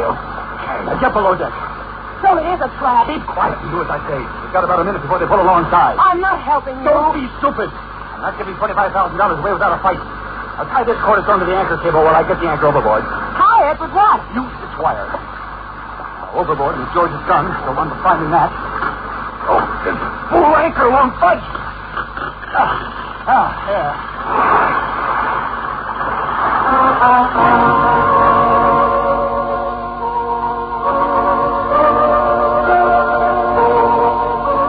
Amusing, isn't it, Cliff? The boarding party, the careful searching of the boat, revealing nothing. You smile as the boarding officer reports to his commander that all he's found is a bottle of medicine. Medicine for George's high blood pressure. Your smile widens because even that annoys Havana Lee. And George is made to look very foolish for suspecting you. Later, after you've tied up quite safely in a deserted cove along the coast north of Miami, Havana goes ashore with a drug you've retrieved from the anchor chain. And you're left alone with a quietly smoldering George.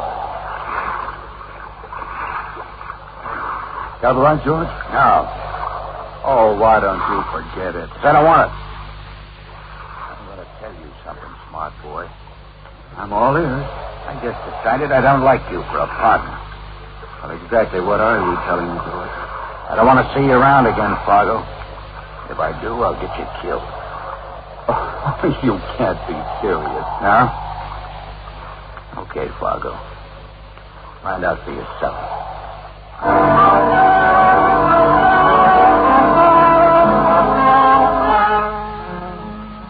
You aren't going to let George's threats keep you from the money, are you, Chris? The money that can save you from disgrace in a prison term.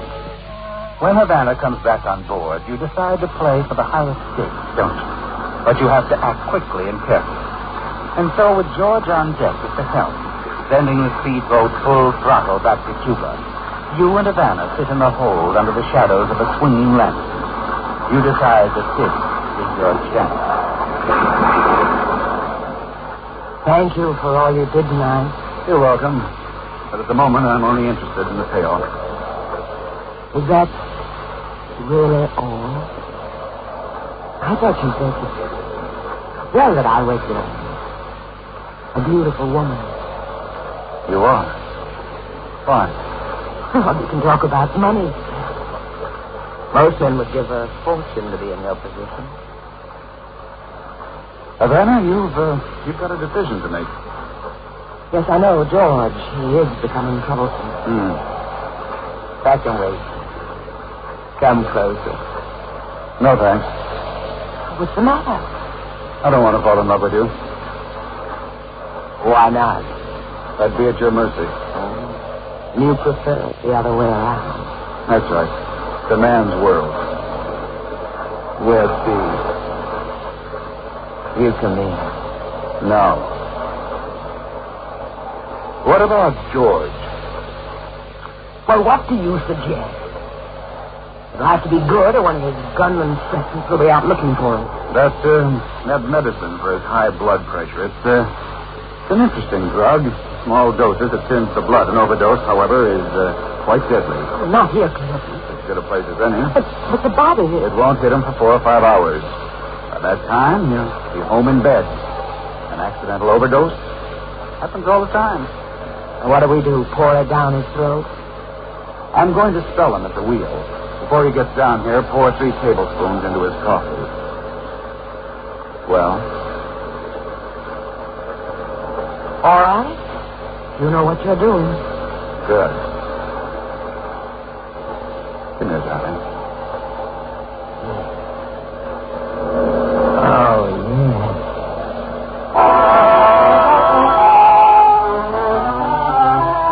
The following day, the newspapers report George's death on the front pages, expressing amazement that he managed to die in bed, but listed as accidental. And then you begin taking over, don't you, Cliff? During the next few weeks, you smuggle 3 more shipments of your precious concoction into Florida through a ship's steward and a fishing captain. But you're growing uneasy, aren't you? Havana Lee keeps stalling on the payoff until finally you force a showdown. Havana, I need $40,000 immediately. But they still have the money. It's just a matter of getting it over here to Cuba. Wait a few more days, darling. I have to have it now. Well, what do you want me to do? Transfer it from your personal account. I don't have that much. But why don't you pick up the money yourself? How? Well, Florida wants more of the stuff. Deliver it yourself and collect what's yours. Fine. Where do I go? Contact Paul Matthews, Hotel Tampa. All right. You can tell Florida I'll be on the morning plane.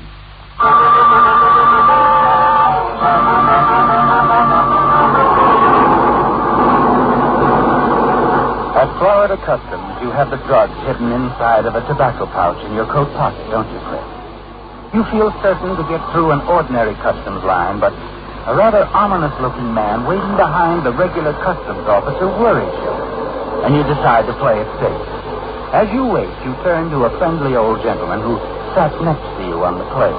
What do you say to a drink before we rush off? Why, I'd like that fine. Meet you at the airport bar at customs. While talking to him, you slip the tobacco pouch containing a cortisone from your pocket into his. A few minutes later, in the office of the customs inspector, you're glad you did. They make a very thorough search of your person and your luggage.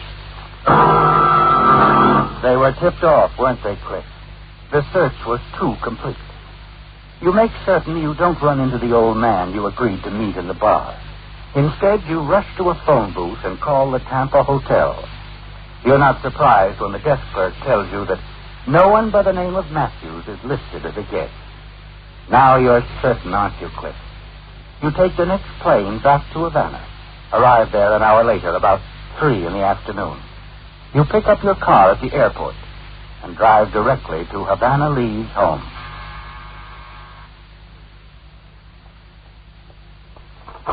Oh, Cliff. Surprised? Well, yes, as a matter of fact, I am. Aren't you going to invite me in? Of course. Sit down. Would you like a glass of wine? Thanks. I tried desperately to get you at the airport. Did you? Yes, there was a last-minute switch in plans. Yes, there was quite a switch. It even included tipping off the Secret Service. Let me drink to your treachery. Well, that was it, Cliff. Somebody talked. I wish I could believe that. I swear to it, Cliff. I'll answer it. No, Hello? This is the International Airways. We're calling to confirm Miss Havana Lee's reservation on Flight 9 to Paris at 8 this evening. Miss Lee wishes to cancel her reservation. Cliff, no. Please, Cliff. Where's the money? Please, Cliff. I know it's around here somewhere. You wouldn't leave without it. No, you're wrong, Cliff. Listen to me. Sorry, Havana. I don't like double-crossers.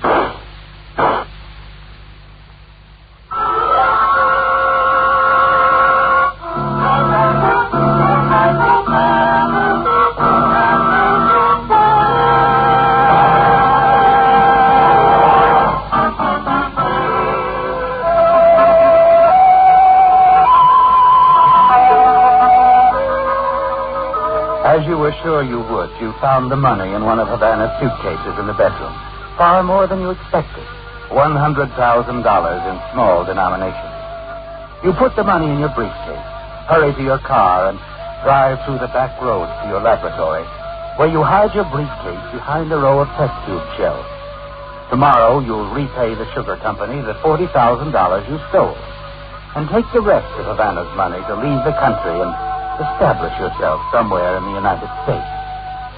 You shower and shave, then take a cab to the Costa Hotel, Havana's finest, for a leisurely dinner. You're not worried about them getting you for Havana Lee's murder, are you, Chris? No. There were at least a dozen people who could have killed him. You're certain it will be chalked up as another gangland killing. But as you finish your dessert, a man approaches your table. Mr. Fargo? Oh, that's right. My name's Alvarez, Cuban police. Oh?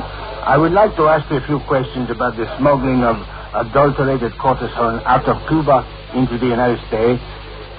I'm sorry, Mr. Alvarez.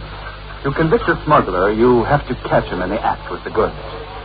I have nothing illegal on my person, and I'm not going anywhere.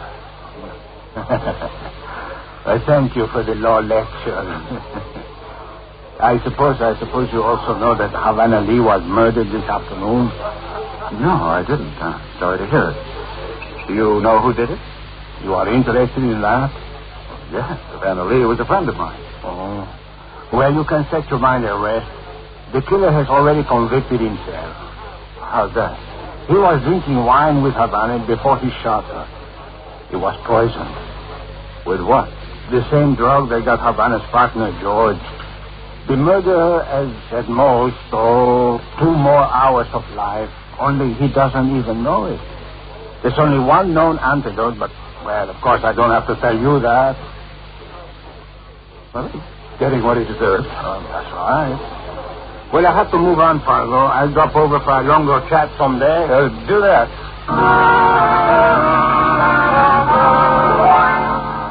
You can hardly wait until he leaves, can you, Chris? And as soon as you're certain he's gone, you hurry to the drugstore and order the one antidote you know can offset the effects of the wine you've drunk at Havana Lee. The one antidote you're certain can save your life.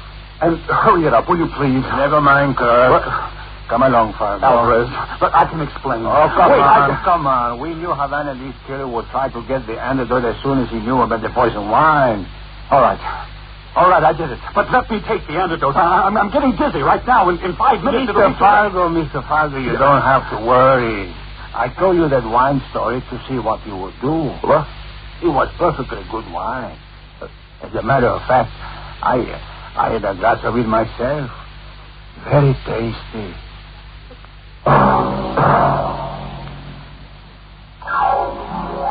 Be with us again next week, when once again the United States Air Forces in Europe present The Whistler.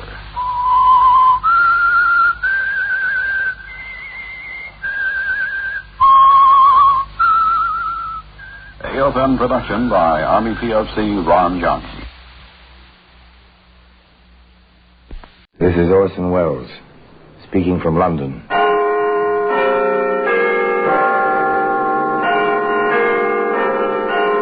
The Black Museum, a repository of death.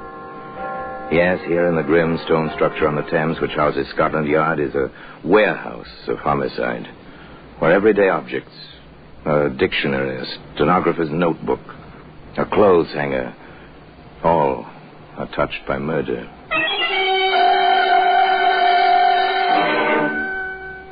Here's a postcard. It's a familiar object, slightly soiled in its passage through the mails. Usual cancellation over the stamp, an ordinary address, 29 St. Paul's Road, London. The message? Oh, yes. On the message side, a drawing, rather well done, of the rising sun. Rather a conventional representation, isn't it, Sergeant? Yes, sir. Conventional, still a rather unconventional matter. Murder? Yes, it is unconventional. You know, Sergeant, I've often wondered why they hold so many executions at sunrise. Why they end lives at the beginning of the day. Anyway, that postcard today with the rising sun on it can be seen among the other exhibits in the Black Museum.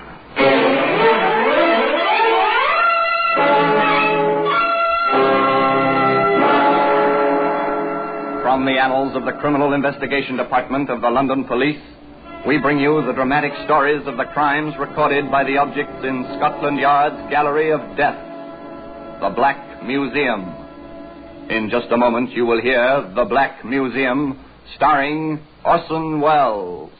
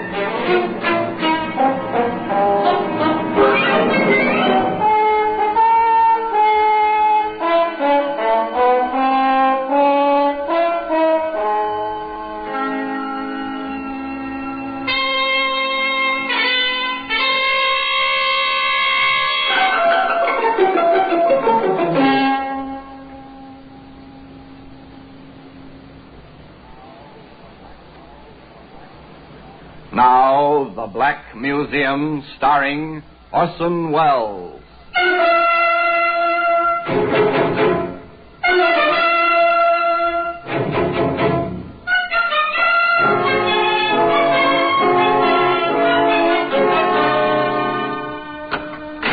Well, here we are, in the Black Museum. Scotland Yard's Museum of Murder. Yes, here lies death in a variety of forms, swift or slow, merciful or cruel. Death is here, laid out, remembered in detail, and perhaps waiting to strike again. Here's a typewriter. This is an instrument of death. Yes? Worthy of the Black Museum, definitely. The criminal care, the vicious planning that went into its use, till the person who received the letters written on this machine, in desperation, took her own life. There's a child's toy, a tiny metal airplane. It's rusty in places. The propeller doesn't turn anymore, but there were fingerprints on this. They placed a killer at the scene of the crime, for which he was hanged. Now, here we are, the postcard. The postcard with its drawing of a rising sun. It's clear at once that a skilled hand drew this tiny picture. In this case, many things were clear almost at once, and conclusions were drawn. However, that, of course, is the story. The story which begins for us as Alfie Vine and his elderly mother turn into the entrance of 29 St. Paul's Road, London. Alfie, I refuse to go a step further until you've told me what this is all about. I'm surprising you, Mums. Oh, you've come all this way. Are you going to spoil it all now? I'll not set foot in this house until you stop all this mystery. Oh, Mums. Well, this is where I've got my rooms. You're living here? Oh, 29 St. Paul's. You know the address. It's rather dirty. My place is all right. It's only the outside, and it's cheap. Alfie, you've not wanted to show me this before. I want to show you the girl who's waiting upstairs. Alfie, you haven't gone and got married. Not yet, Mums, but we're planning, so I want you to meet her. All right. I'll go in. They went in. The shabby young man, the rusty, black-clad, gray-haired woman. They climbed the stairs, one flight only one, but enough for Mrs. Vine to see the scabby walls, the dirty stair rail, the untidy hall. Alfie placed his key in the lock and turned it and opened the door. Light from the window revealed a single room, a washstand, a bed. The mother had reason to scream. There was a young lady on the bed, clad in the remnants of a nightgown. The gown, the sheets, the pillow were blood-stained. Why wouldn't they be? The young lady's head had been severed from her body. His mother, given into the care of a neighbor, Alfie Vine summoned the police. Shortly thereafter, he faced Inspector Wood and Sergeant Cross of the CID, Scotland Yard. It's obvious, Vine, that this Alice Cortland was, or should we say, more than a fiancée to you. We was married. I didn't want my mother to think we'd gone and done it without her knowing, so we planned to do it over again after Mum's met her. Yeah. Where were you last night, Vine? Working? Oh, you can check. I'm a postal clerk, night shift. Where? Charing Cross substation. Oh, check that, Sergeant. Yes, sir, of course. You work nights a lot, Vine? It's a split schedule, Inspector. 2 or 3 times, sometimes more a week. You don't think I done Alice in, do you? We're not thinking anything yet. Not until we find out from the lab exactly when she died. Poor Alice. She didn't have much of a life. Nothing to depend on till she met me. What did she do at night while you were working? I never asked. We trusted each other, we did. I see. Sergeant, I want the neighborhood... The inspector was skeptical. You could hear it in his voice. The story was odd, to say the least. It became a trifle more odd when Sergeant Cross reported... They knew her all right. Every bar in the district, but not as Alice Vine. In most places, she was Daisy Cummins. The inspector understood. Came as no surprise, therefore, when a frightened little man, a Marty Shaw, ship's cook on leave, turned up at the yard. Yes, sir. I knew Daisy, but I wasn't with her Wednesday night. No, sir, not then. When did you see her last? That was Tuesday night, Inspector. And before that? Monday, and Sunday too, sir. We had dates, Daisy and me, whenever I was ashore. Always had a few drinks together, at the York, at the Rising Sun, places like that along St. Paul's Road. Mm-hmm. But not Wednesday night? No, sir. Not the night she got herself killed. No, sir. Why not? Well, she had a date with somebody else, sir. Oh, how do you know? Well, I saw him, sir. In the Rising Sun. I saw him. Mm-hmm. Were you jealous? No, sir. I was with Daisy's friend Margie. Good looker, too. Can you describe the man Daisy was with? Well, I had a look at him. I believe I could. Well, could you pick him out of a group? Well, I might, sir. I'd try for you, Inspector. I'd really try. Apparently a step forward is about to be made in the case. The ship's cook gives his description. Not very big. Slim-like, too. Shabby, but in a genteel kind of way. About 30 years old. Always doodling like with a pencil. Kind of fella can always pick up a check. A description. Not much to go on, but a start. Again, the canvassers covered the area. And now the various barmaids and tavern keepers remembered a man like that. Remembered seeing a man like that with Daisy, alias Alice, the girl who literally lost her head. However, there were no further traces of the man in question. Inspector Wood and Sergeant Cross went back to the bedroom in St. Paul's Road. All right, Sergeant. With a fine tooth comb. The whole room down to the baseboards. And behind them, if necessary. The detectives took the tawdry little room apart. The bed was dismantled, the window shades were unrolled, the washstand and its pipings were completely explored. The bureau was investigated, the drawers were pulled out, their contents tossed on the bed. Hello. Here's something, Inspector. Postcard, I see. Postmarked the day before. Where was it? Caught in the back of this drawer, between the backboard and the bottom. Yeah, interesting. What do you make of that drawing, Sergeant? It looks like the old Jap flag to me. I don't know of any Japanese eating place near here, Inspector. Dear Daisy, meet me at 8:15 at the... whatever the picture means. It's a rising sun, isn't it, Sergeant? And there is a rising sun. Where that Shaw fellow saw her on Wednesday night. Rather well drawn, almost a skilled hand. An artist, maybe? Maybe. Possibly the killer as well. Right, back to work, Sergeant. There may be a few more little messages like this. They found two more, hidden in the recesses at the back of the bureau. And that was all. It's 1,000 to 1 shot, Sergeant, but we'll try publishing these in the papers. Someone may recognize the handwriting or the sketches. More likely, the sketches. And someone did.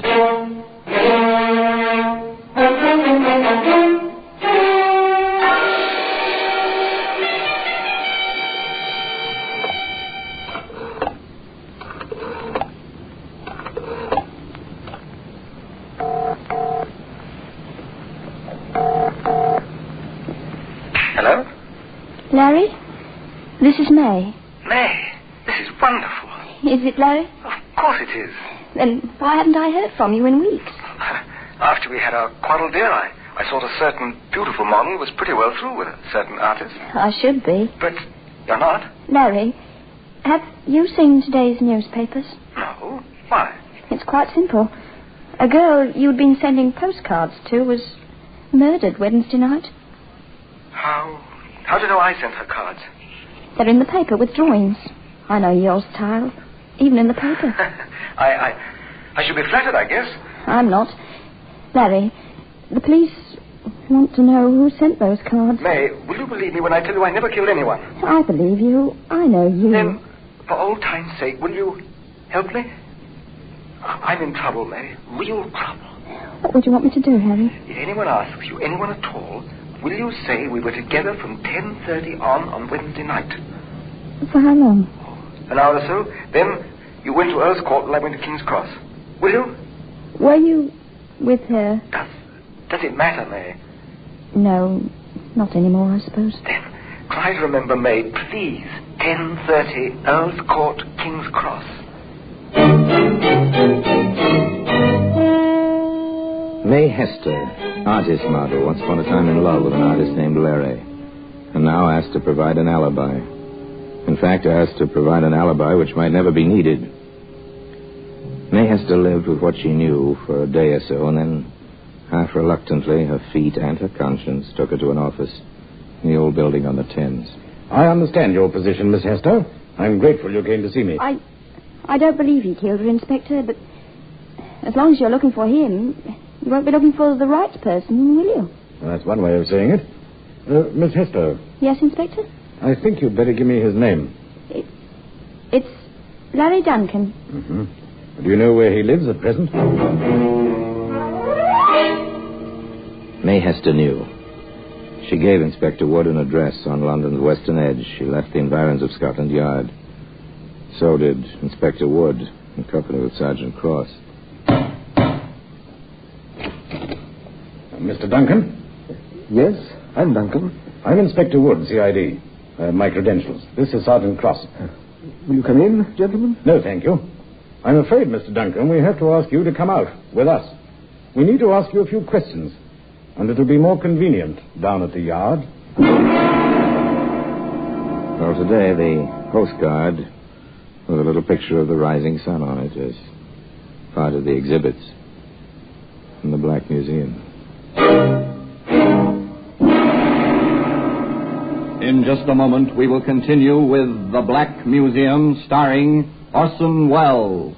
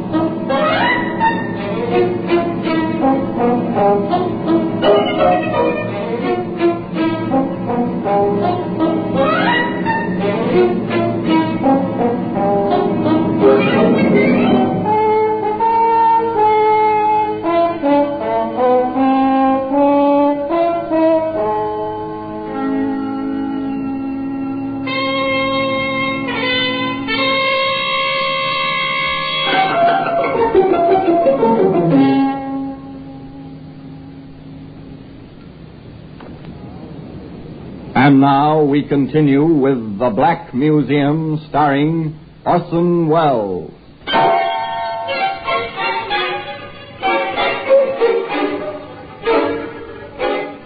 Larry Duncan was held on suspicion of murder. The inspector was convinced of his guilt. Duncan protested his innocence. The family called in a famous defender, but despite the presence in the case of Sir John Cripps, Scotland Yard charged Larry Duncan with the murder of Alice Vine, alias Daisy Cummins, and preparations for the trial went forward. Sir John conferred with Larry.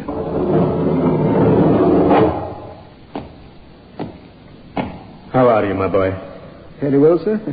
Does my prison pallor show as yet? Not yet.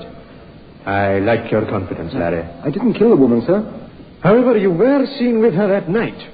A man, a sailor, I believe, who had been with her the 3 nights previous, saw you both together in the rising sun. That's why I asked May to say we'd been together after 10:30 that night. Well, they have another witness, a tram conductor, who states he saw you leave that house at 5 in the morning. He couldn't have seen me. I take your word, but will a jury after that false alibi? I'll have to take my chances on that, I guess. Well, we'll see. Perhaps a little further investigation may bring a few more facts to light.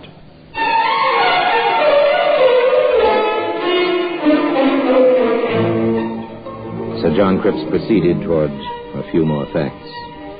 But he kept what he learned very quiet. Not until the trial itself did he reveal his strategy, or the evidence he expected to produce. In fact, the first move came sometime after Inspector Wood and Sergeant Cross had placed the police case in the record. The tram conductor, one Charles Powers, was on the witness stand. And are you certain, Mr. Powers, that the prisoner in the dock is the man you saw leaving 29 St. Paul's Road that morning? I am that, sir. Positive. How, Mr. Powers? By his walk, sir. He has a kind of free-swinging stride. Thank you. You may cross-examine. Thank you. Mr. Powers, let me refresh my memory. You have said the weather that tragic morning was drizzly. Yeah, I did say so. It was. Thank you. And that you saw the man quite clearly by the light of a lamppost. Yes, sir, that's correct. And further, that you heard a church clock in the vicinity strike 5. I did. My lord, I offer in evidence as a rebuttal of this man's testimony the reports duly attested of the electric light company servicing that district, which contains the record that the street lights were extinguished that morning at 4:37 a.m. This man could not have seen anyone by the light of a street lamp. Mark it for evidence. And if it please the court, I have here the duly attested records of the London Weather Bureau. Not one drop of rain fell anywhere in London that morning. Mark that for evidence. Thank you, my lord. A skilled lawyer in action is a fine thing to watch, isn't it? Here was a witness, an important witness, completely demolished. His facts called in question and his responsibility torn to pieces. The prosecution suffered from that, naturally. They attempted to regain their loss with Marty Shaw, the ship's cook. In conclusion, Mr. Shaw, you identified the prisoner as the man who was with the victim the night of the murder? I did, sir. Thank you. Your witness. Thank you. Mr. Shaw, Were you frightened when you heard of Miss Cummins' death? No. Why should I be? Why shouldn't you have been? After all, Mr. Shaw, by your own testimony, you spent Sunday, Monday, and Tuesday evenings with Miss Cummins. She was killed on Wednesday. Why shouldn't you have been frightened? You mean because I was the next man to the prisoner? Next man to the murderer, perhaps. Not next man to the prisoner. Maybe I was. You realized, didn't you, that your position might turn out to be unpleasant? Yes, I guess I did. And you discussed the matter with another lady friend of the deceased? What if I did? Nothing. Nothing at all. Except perhaps that from this woman you obtained a detailed description of a certain friend of Miss Cummins, and from that description you picked out the prisoner at an identification parade? Well, Mr. Shaw, answer me. Speak up, Mr. Shaw. The judge and the jury want to hear your answer. So do I. Yes, sir. I did that. Thank you, Mr. Shaw. That is all.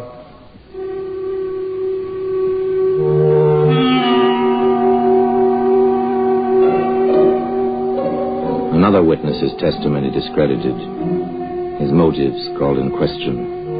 The propriety of his identification more than called in question. The courtroom crowd was making bets as it filed out after the first day. The odds were swinging away from the prosecution and toward the young man who sat quietly in the prisoner's dock, sketching. After all, Larry Duncan was an artist. An artist wants to keep the record of his experiences, even when his life hangs in the balance.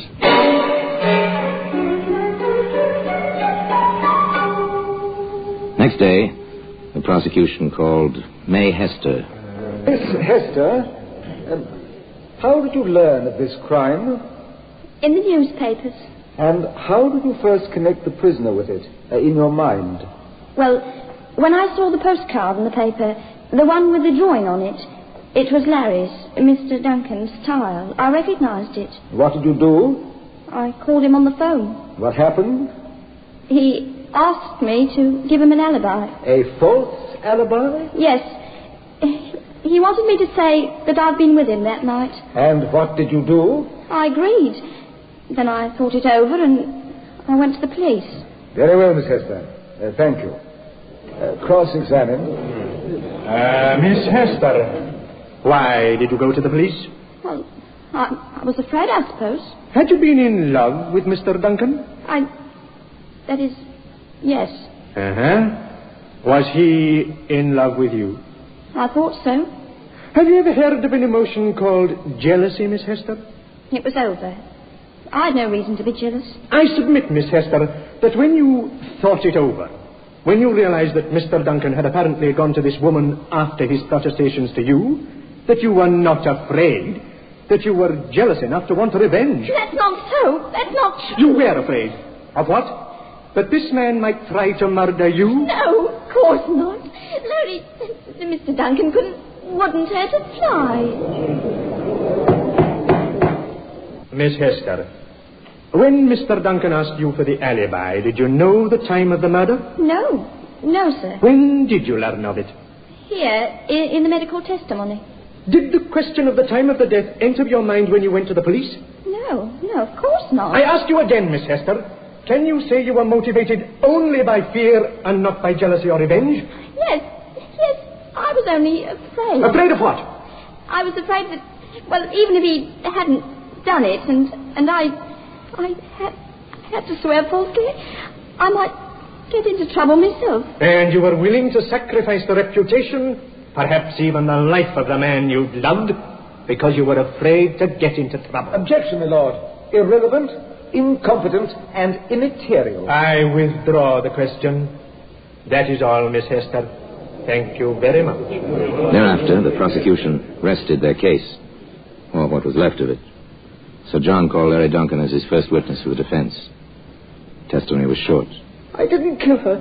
I left her at the Rising Sun that night, around midnight. I didn't kill her. Nor could the Crown's prosecutor shake his statement.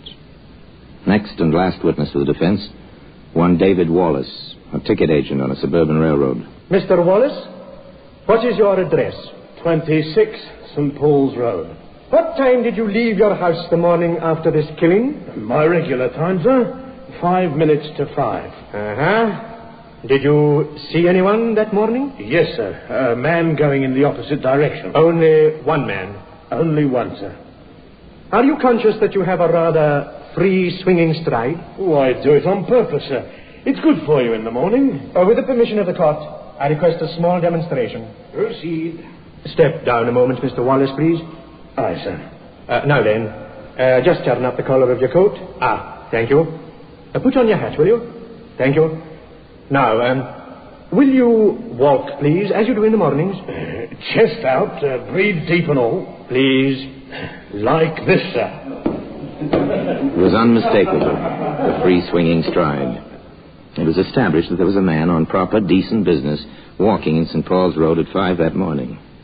The prosecution had no cross-examination for Mr. Wallace.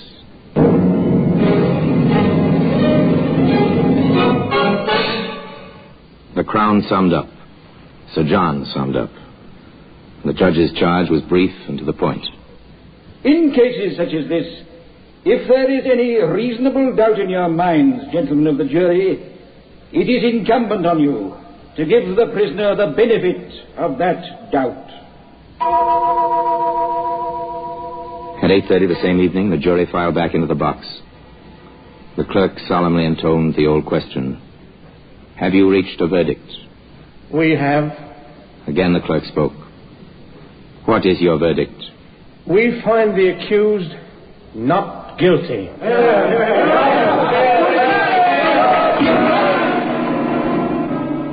Orson Welles will be back with you in just a moment.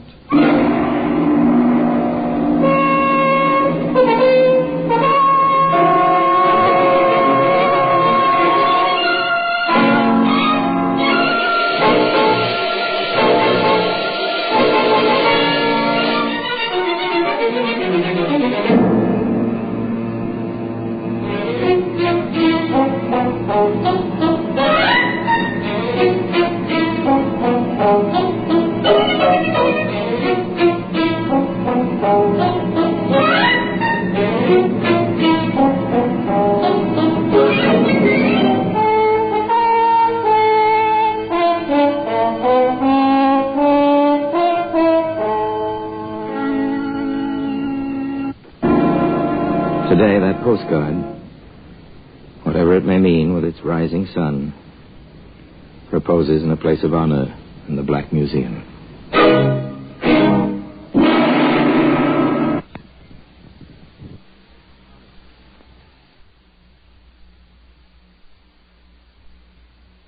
The time is 7 o'clock. The following program is transcribed.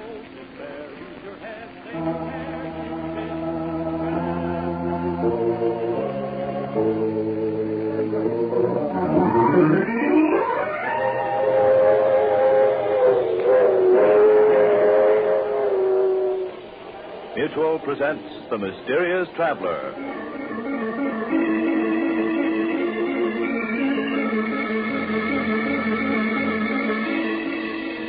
This is The Mysterious Traveler, inviting you to join me on another journey into the realm of the strange and terrifying. I hope you will enjoy the trip, that it will thrill you a little and chill you a little. So settle back, get a good grip on your nerves, and be comfortable, if you can, as you hear the story I call The Man in the Black Derby.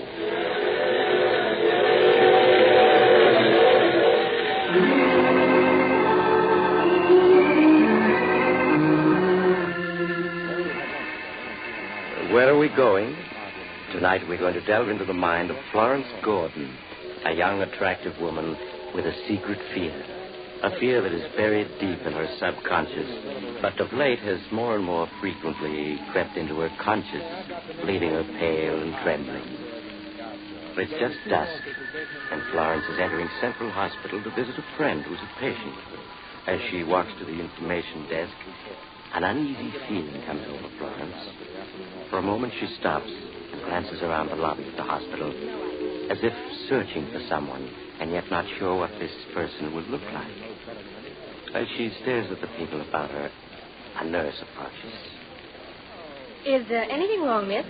No, there's nothing the matter. You seem so nervous, Aunt. I'd like to see Agnes Deering. Can you tell me the number of her room? Oh, I'm afraid you can't see her. She's very sick. Oh, please, she's an old friend of mine. I've come a long way to see her. May I, please, for just a minute?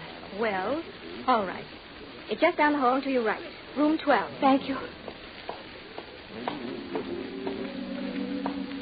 As Florence Gordon walked down the hall, she unconsciously glanced back over her shoulder. There was no one following her. But as she reached the end of the hall and turned to her right, she bumped into a tall man wearing a black derby. Oh, I'm sorry I didn't notice you. Is this room 12? Yes, it is. Thank you.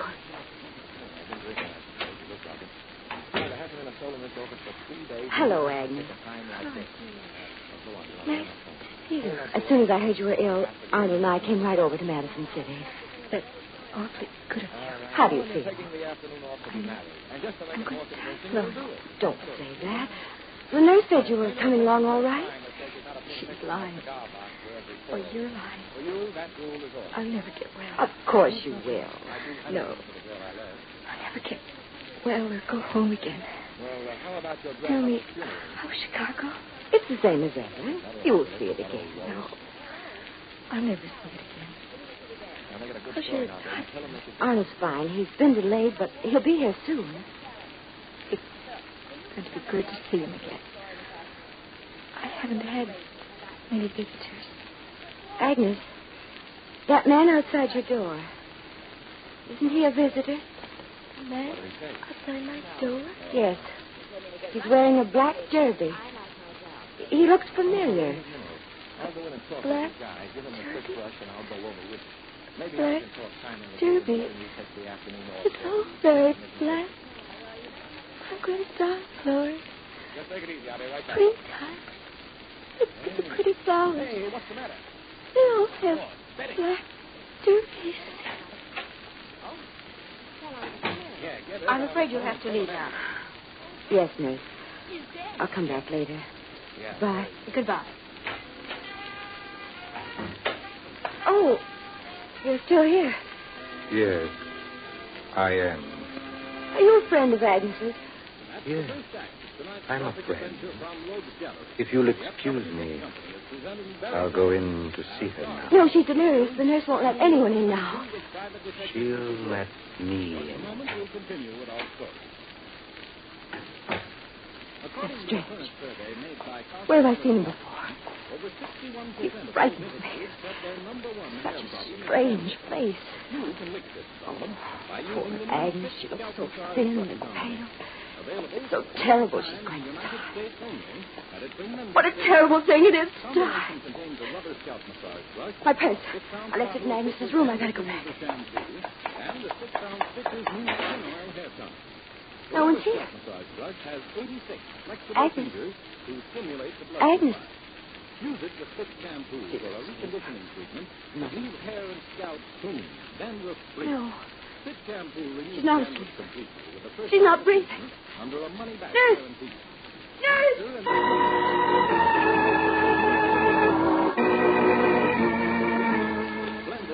A moment later, in answer to Florence's cries, a nurse came running into the room. The nurse quickly summoned a doctor, who, after a brief examination, pronounced Agnes Deering dead. Florence, weeping hysterically, was led out of the death room by the nurse.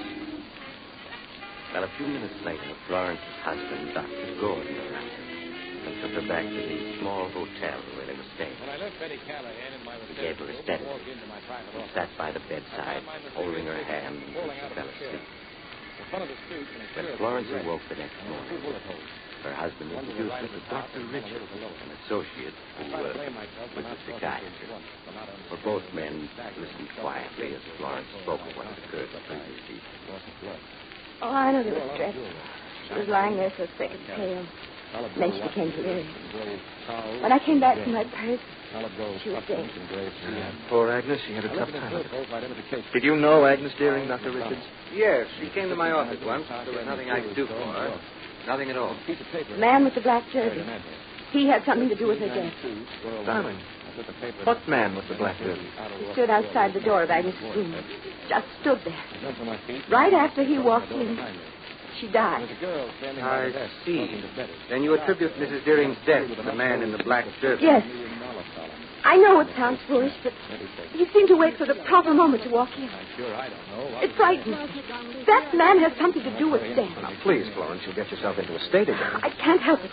There's some horrible connection between that man and her death. I saw him come in here. You were on the elevator with I've seen him before. I know I have. Can you remember, Mrs. Gordon, where you've seen him before? Think about it. No. No, I can't think. That man had the face of death.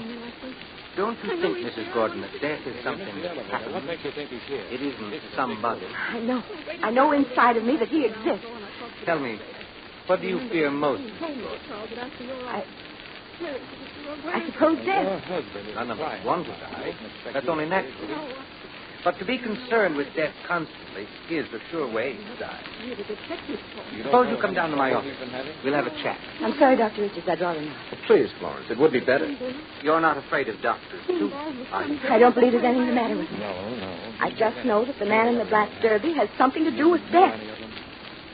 Well, I've got to leave. If you change your mind, just drop over to see. Who knows? Maybe the man in the black derby is dead. Won't hurt to talk about it.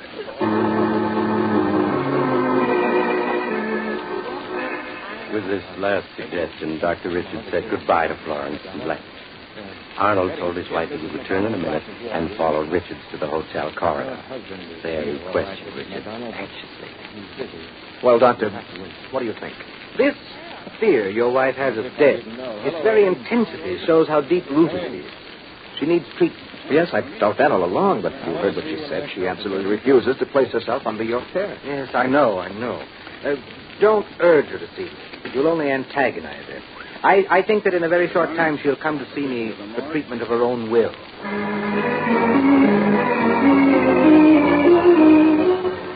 Came in here looking pretty sick. Well, darling, we'd better go to bed. It's very late. I'm not sleeping. Still thinking about the man in the black derby? I can't get him out of my mind. Florence, as your husband and a doctor, please take my advice. There's nothing really to be... What happened? Car smashed into a telephone pole right outside this hotel. Good heavens! Come on, Florence. Someone's hurt. Let's get my medical bag and hurry. Quickly, Florence snatched up her husband's medical bag and followed him from their suite into the corridor. Arnold cast an impatient look at the elevator indicator and motioned Florence to follow him down the stairs. It took them but a few seconds to descend 3 flights to the lobby. But as they rushed out into the street, they could see the wrecked car just a few yards away. Oh, look, the driver's pinioned behind the wheel. Florence, that man standing there. Get him to come over and help me. Well, I wonder why he's just standing there. Go over and get him. Hurry. I beg your pardon. Were you talking to me? My husband needs help. The driver's hurt, pinioned behind the wheel. Your husband? Yes, he's a doctor. Please hurry. It's too late. How do you know it's too late? We picked her up and carried her into the outer office. As You... soon as she came through, I thought I recognized you. The man in the black derby. Arnold! Arnold! It's too late, Florence. The man's dead. I know.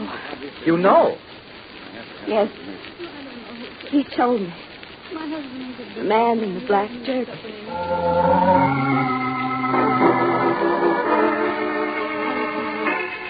For a long moment, Arnold stared at his terror-stricken wife, then took her gently by the arm and led her into the hotel and up to their suite. There he gave Florence a sedative and watched her fall into an uneasy sleep. The next morning, when Florence awoke, she said nothing about the man in the black derby, but all day long she kept looking nervously out the window, and the slightest noises made her jump. As night came, he paced up and down the room, unable to sit still. Arnold, trying not to show his anxiety, spoke to her soothingly. Why don't you sit down, darling, and rest a bit? Mysterious man keeps following me everywhere. Hospitals, accidents. Somewhere in the back of my mind, I've seen him before. I know his face. What if you have? It doesn't mean anything. I'm going to die on him. Now, please, stop talking nonsense. I am on him. Look, darling, why don't you go see Dr. Richards? He can really do you a lot of good. There's nothing he can do for me. Well, how about coming along with me? I've got to drive to Westville on a case. Honest, you're practically here. You're only 50. Yes, I know, dear, but several of the local doctors have learned that I'm a lung specialist and have asked me to examine some of their patients. Why don't you come with me, Florence? The ride will do you good. I don't feel like going out. All right, if you want to stay here by yourself. No. I'll go with you. Come on, then. Here's your coat.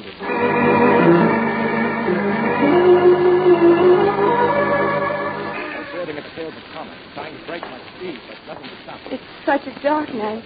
Yes, it is dark tonight. Door of the car. It's open. Oh, that's right. Oh, I must have left it open myself. You're always so careful about locking the car. Now, look, Florence, don't start your imagination going again.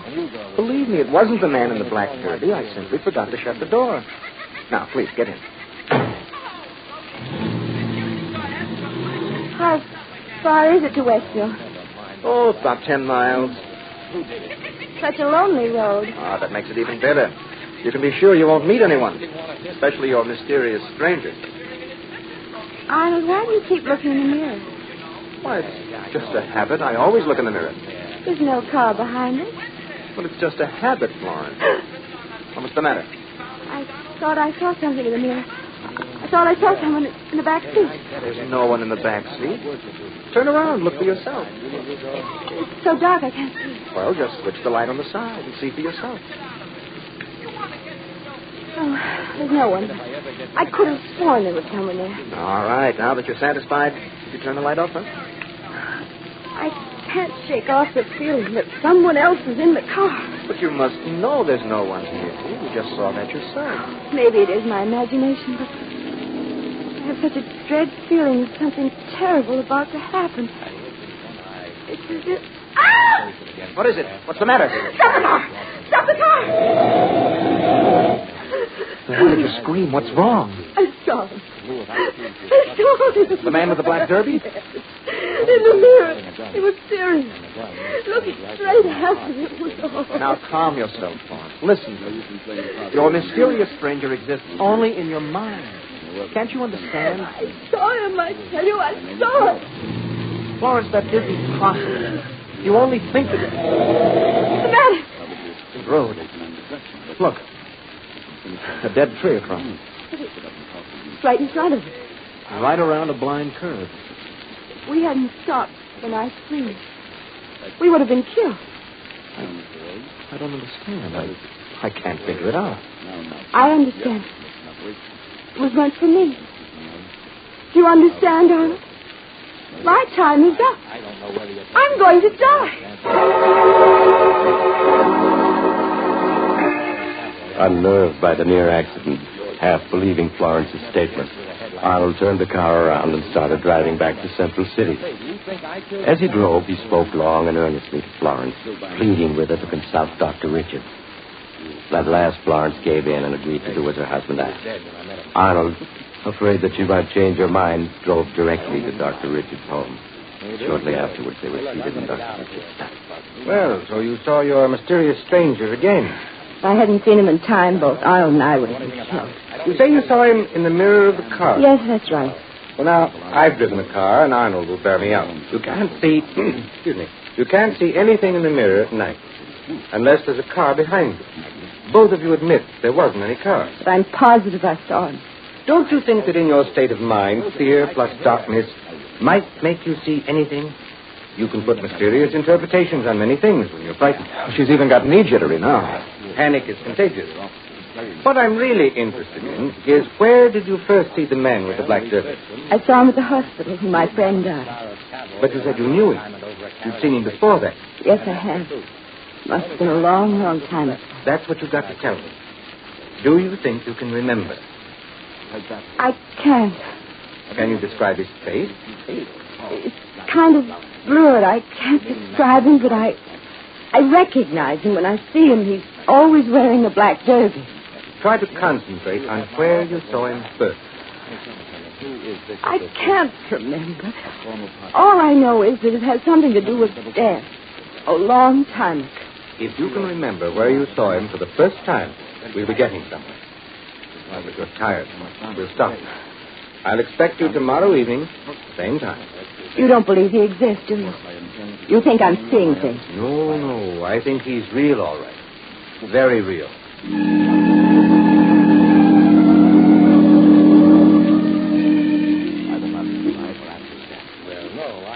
Well, how did Dr. Richardson and you get along tonight? Not very well. Talked to me a long time, but I still couldn't remember anything. Well, it takes time. You got to keep going to him. I'm not going to see him anymore. It's no use. Oh, please, darling, don't cry. I'm going to die. I'm afraid. Now, you must stop thinking about it. Florence, I'll tell you what we'll do. Let's go to the carnival, huh? They set one up right outside the town. It's been years since we've been to one. I want to stay right here. Please. As a favor to me. Will you? All right. Oh, that's good. And if the man in the black derby follows you tonight, I swear I'll punch him right in the nose. A few minutes later, Arnold and Florence were driving to the carnival. Arnold trying his best to make Florence forget her feelings. They parked on the outskirts of the carnival grounds, and Florence reluctantly left the car and followed her husband to the lights and music. Soon they were in the midst of the pushing, swirling, joy-seeking crowd. But the noise and excitement and color had no effect on Florence. She only stared at everything through unseeing eyes. Oh, it's like the old days, isn't it? Yes, like the old days. Please, darling, it's pointless to keep looking behind you. There's no one but all these people who are trying to have a good time. I can't help it. Well, just hold on a minute. Arnold, this is different. Come on, folks, get the thrill of your life. The biggest Ferris wheel in all of Wayne County. See the lights of Central City below you for 25 cents. Only $1/4. Safe, exciting, thrilling, only 25 cents. That's right, I'll get your ticket. Look, here's the Ferris wheel. How would you like to go up in it? No, I don't think I will. Oh, come on. I'll get some tickets. 2, please. Yes, sir, 2 in it. On next. It'll be a lot of fun. Are you sure it's safe? Well, of course it is. Here, we'll take this compartment. Come on. No, I'm not going. Why, what's the matter now? Go away from here. Please. Hurry, folks. Just room for 2 more on the biggest Ferris wheel in the country. Only 25 cents, $1/4. All of them. There she goes. What in the world has got into you? Why did you run away? I saw him. Where? Sitting in the Ferris wheel. By himself. All by himself. Oh, for heaven's sakes, darling, you just imagined that you saw him. Sitting in the next compartment to the one we were going to take. Sitting there watching me. Well, I guess it's no use. We may as well go. What is it? There's something wrong. The Ferris wheel. One of the compartments has come loose. There are 2 people in it. What's more, they're going to be killed.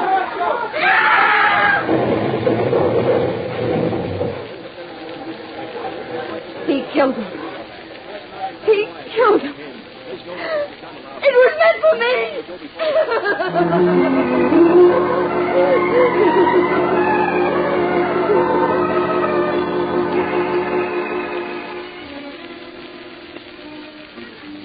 You mustn't let your imagination become your master. You mustn't. Must be something I did. I'm being punished. You've done nothing evil. And you're not being punished. Sooner or later, he'll catch up to you. Darling, look, I've got to go on an emergency call to the hospital. Do you want to ride with me? Why do you have to go? Well, this is an emergency operation. They need a lung specialist, and I'm the only one in town. I have to go. I won't get into the car again. I won't be long. You're not going to leave me alone. I'm afraid I'll have to. I won't stay here alone. All right, that's how you feel. Patients may die because I wasn't able to get... Well, you'll be right back. The minute I'm through. I'll keep calling you on the phone. Keep the door bolted and don't be afraid. After all, you're in a hotel. You can get help in a minute. Please hurry right back. Please. I'll be back as fast as I can make it. Goodbye, darling.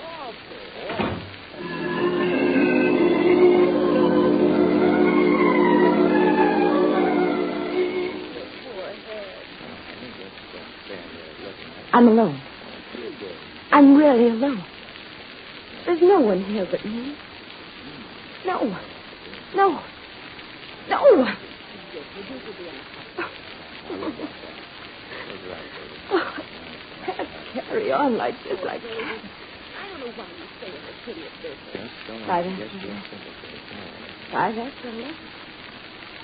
On 11:10. What did we call? No idea how much better. 6 after 11. A couple of more. 6, 7. There's no one here. No one. That noise. Closet. There's someone in the closet. Oh. Nothing. Only 7 after. Why didn't he call? He should be back by now. Maybe something happened to him instead of me.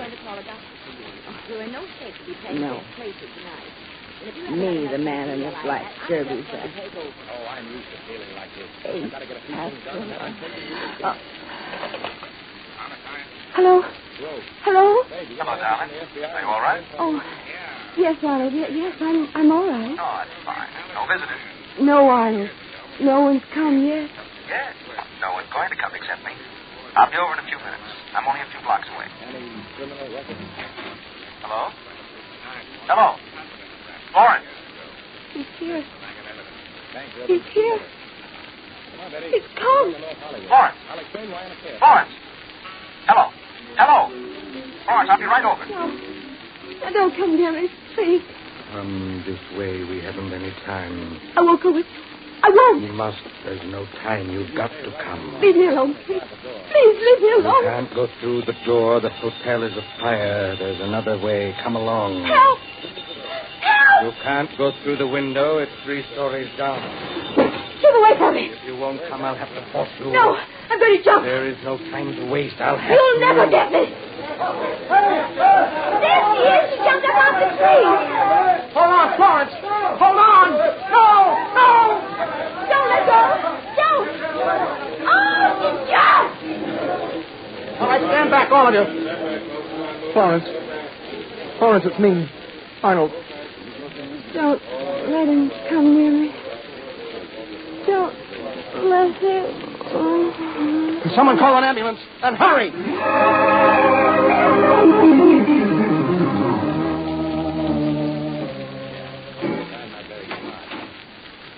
Come in, Dr. Richard. How is she? Internal injuries. Her condition is fair. She's been delirious. No. Oh, Mother, don't go with him. He's the man that's following me. No. She keeps repeating that about her mother. It's beginning to be clear to me now. Please stay, Mother. Don't leave me. Oh, she's coming out of it. I've got to talk to her. Florence. Florence. Where am I? You're in the hospital, darling. Oh. I had a horrible dream. Dreamt that my mother went off with the man in the black derby. That's it. That's where I first saw him. My mother died when I was 5. The physician who attended it wore a black suit. He was the same man. You were very much attached to your mother, weren't you? I loved him more than anyone else in the world. Yes, and since then, every time you see a black derby, you associate it with death. This is an old-fashioned habit. A lot of people still wear derbies. The man who came into my hotel room. Well, I checked on that, dear. He was the assistant manager of the hotel. Hmm? He opened your door with a pass key to see if everyone was out of their room because of the fire. Then he wasn't dead. You really think it's just an association? Of course it is. This sort of phobia is quite common. Now, you go back to sleep. You'll never be bothered by the man in the black derby again. I believe it. It's so wonderful to be alive. I'm so glad. She's fallen asleep again. You made up the story of the assistant manager, didn't you? Yes, I did, Dr. Richard. Good. A lie is sometimes necessary. Probably she imagined someone came into her room. I don't know. The room was bolted. It was never opened. No one could possibly have come in. Except what? A black derby was found in the room.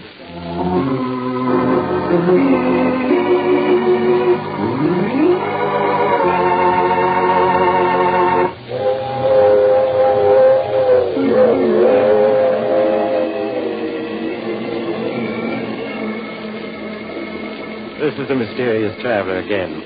How did you enjoy our trip? Very strange about that black derby that was found in Florence's room, isn't it? Perhaps Florence ought to place an advertisement in the lost and found column. But on the other hand, that mightn't be such a good idea. The owner of the hat might not only call for the hat, but the person who found it as well. Now, I recall another young lady who was unfortunate enough to... Oh, you have to get off here. I'm sorry. But I'm sure we'll meet again. I take this same train every week at this same time.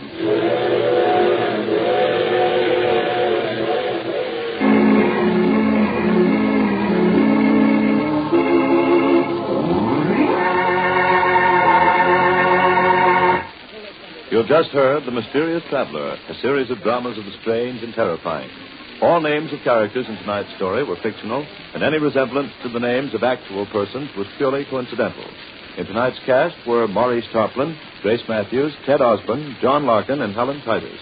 Original music was played by Paul Taubman. The Mysterious Traveler is written, produced, and directed by Bob Arthur and David Kogan.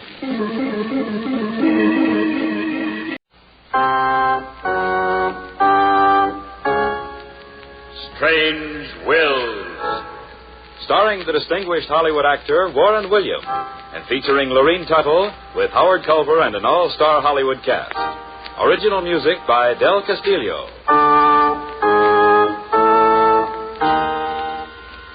Dead men's wills are often strange. We cannot attempt to understand them or try to find the answers. We can but tell the story.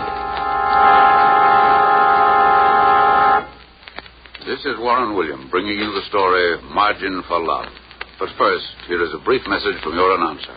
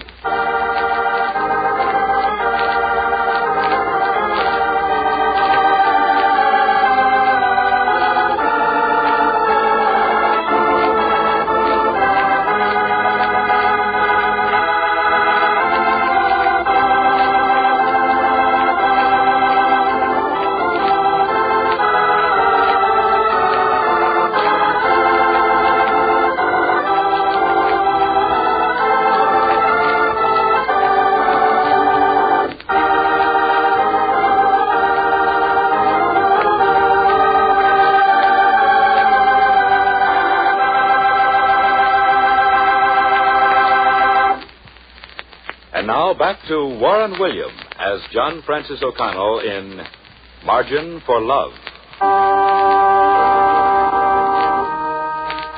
The greatest tragedy in the life of Catherine Ryan happened one dull November morning when dark gray clouds were hanging ominously low over the criminal court. Timothy Edward Ryan, prisoner before the bar. Step forward, please. The jury of your peers has found you guilty of murder in the first degree. Have you anything to say before this court pronounces sentence upon you? Only what I've said all during this trial, Your Honor. I'm innocent of the charge of murder. I did not kill Tom Miller. Let your protestation of innocence be noted into the record. However, it becomes mandatory upon this court to pass sentence. This court, upon recommendation of the jury, finds you, Timothy Edward Ryan, guilty as charged in the indictment, and sentences you to death in the electric chair. Oh, no! No! May God have mercy on your soul.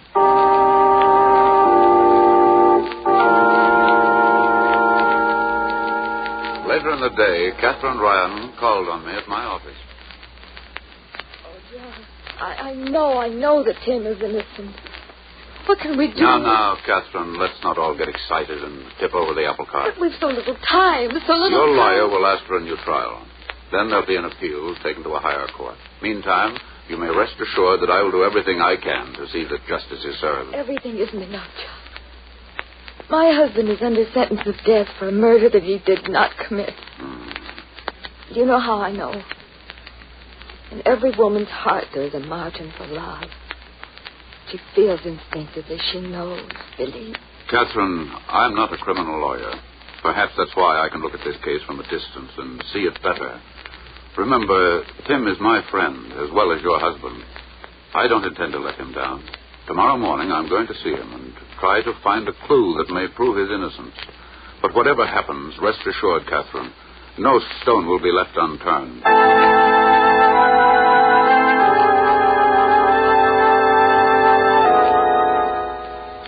The next morning, I called on the prisoner. It's no use, John.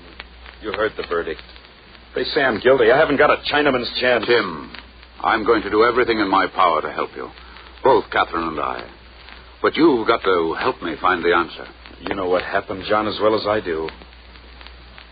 I had murder in my heart and a gun in my pocket the night I hid behind that tree and waited for him to come out of his house. I intended to just threaten him if he refused to pay me back for the fraudulent oil stock he sold me. Every penny Kathy and I had in the world, he took it away. He stole it from us by false promises and deceit. I was desperate. I stood under that tree waiting. Suddenly, I saw him come out of the house, turn in my direction, and then... Oh! When I came to, I saw his body alongside of me, and my gun lay between us. The neighborhood was in an uproar.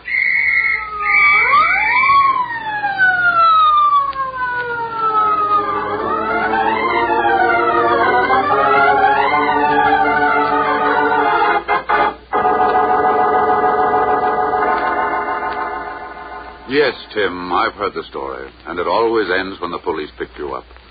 But who hit you on the head? Who took your gun and pumped 7 shots into the body of Tom Miller? Who dropped your gun and ran away into the darkness of the night? Who? I wish I knew, John. So that I could be the first to shake him by the hand. And that's the truth. Well, shaking his hand won't save you, Tim. You say you heard feet running away after the shots were fired. Well, only dimly. I was half unconscious. I heard the shots, and then I heard the feet running down the concrete sidewalk. They sounded like little trip hammers. And that's all I can remember. Like trip hammers, eh? Well, that's interesting. Yes, that's very interesting. Why? Tim, unknowingly, you've given me the first tangible clue. 7 shots and running feet that sounded like trip hammers. Doesn't that mean anything to you? No, it doesn't mean anything at all. I don't want to arouse the slightest hope that we've stumbled onto something, Tim. But from what you've told me, I think I know the sex of the murderer. The sex? You don't... Yes, Tim. 7 shots. Every shell there was in the automatic. Means that the gun was fired by a highly emotional person. One in whose heart burned the raging fires of hate. Add that to the running trip hammers, and you have...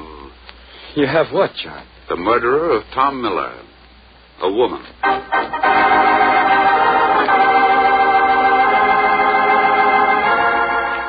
Knowing the sex of the murderer proved of little value during the passing months. Winter melted into spring, and spring blossomed into summer. And in spite of all our efforts, not a single further clue was found.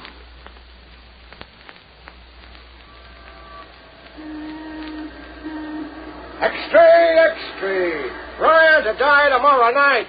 Ryan to die tomorrow night! Extra! Read all about it!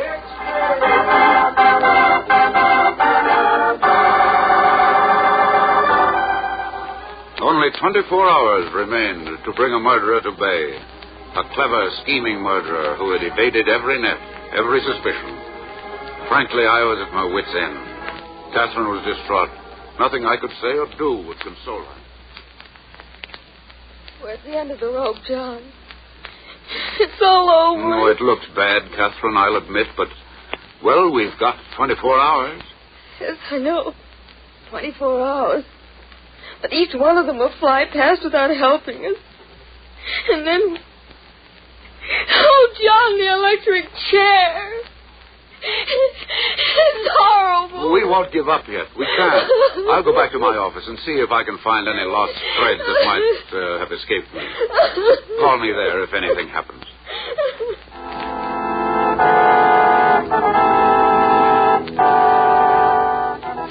But nothing happened, either that night or the following day. Only 3 hours of life remained for Timothy Ryan, and then death. The thought was terrifying. And worst of all, I knew that there was nothing more I could do. I'd reached the end of the road. I sat in my apartment and waited as the hands of the clock moved relentlessly forward. 1 hour to go. 1 hour to midnight. It's 11 o'clock, Tim. Yeah. 11 o'clock. 1 hour to go. Poor Kathy. To think she'll have to remember this all of her life. The barber will come in now, Tim. Got to get your hair trimmed. So the electrodes won't miss. Is that why, Warden? That's why, Tim. You know, I don't think that I like doing this job. I'm only human. I know. You can't help it. It just seems funny getting it for something I didn't do. But it's all right, Warden. It's all right. You can send the barber in.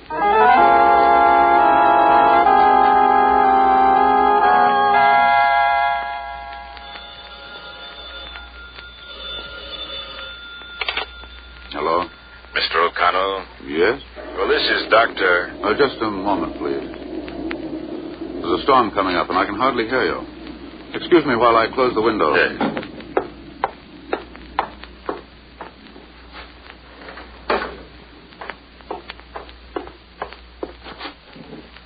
Yeah, now, Doctor? This is Dr. Wilbur of the emergency hospital over on East 68th Street. Yes, Doctor? We've just received an emergency case, automobile accident. The patient is dying. She's just made a will and asked me to call you immediately. I'll drive over right away if you like, Doctor. I wish you would, Mr. O'Connell. There isn't much time, and what she has to say may save a man's life. What do you mean, Doctor? Whose life? This woman, her name is Gloria Dever, has just confessed to the murder of Tom Miller.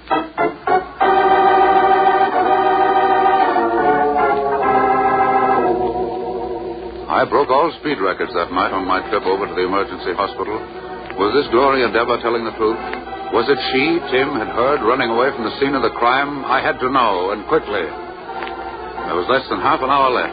Less than half an hour before the switch was to be turned on at the state's prison.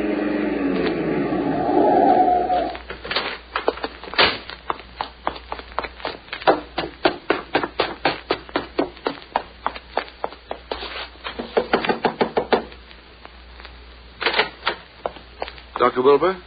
Are you Dr. Wilbur? Yes, and you're Mr. O'Connell? Right, Doctor. Will you take me to this woman, this Gloria Dever, please? Excuse me if I seem over-anxious, but there's so little time. It's too late, Mr. O'Connell. Miss Dever died about 5 minutes ago. Died?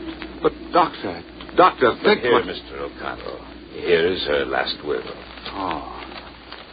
I, Gloria Dever, being of sound mind and body in the presence of death to him. But the confession, Doctor, the confession. Where is that? I think it begins on page 2, Mr. O'Connell. Yes, you see, there it is. I do hereby confess the murder of my ex-husband, Tom Miller. I see. She was his ex-wife. That's right.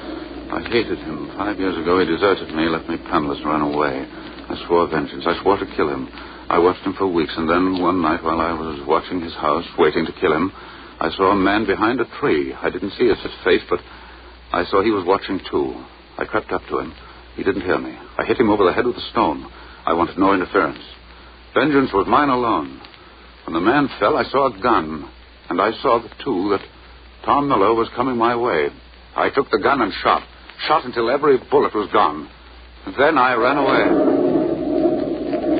Doctor, you don't know what this means.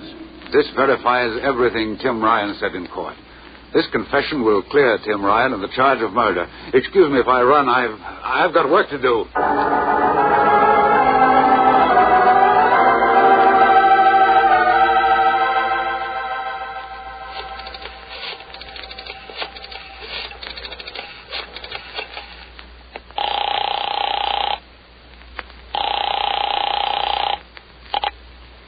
Yes.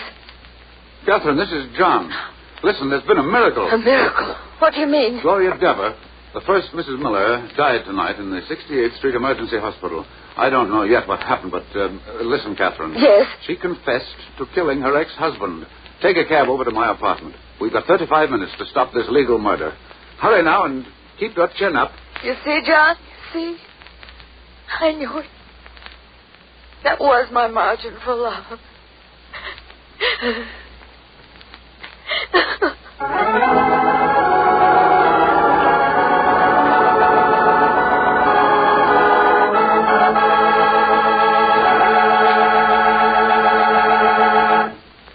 Part 2 of Margin for Love in just a moment. But first, a brief message from your announcer.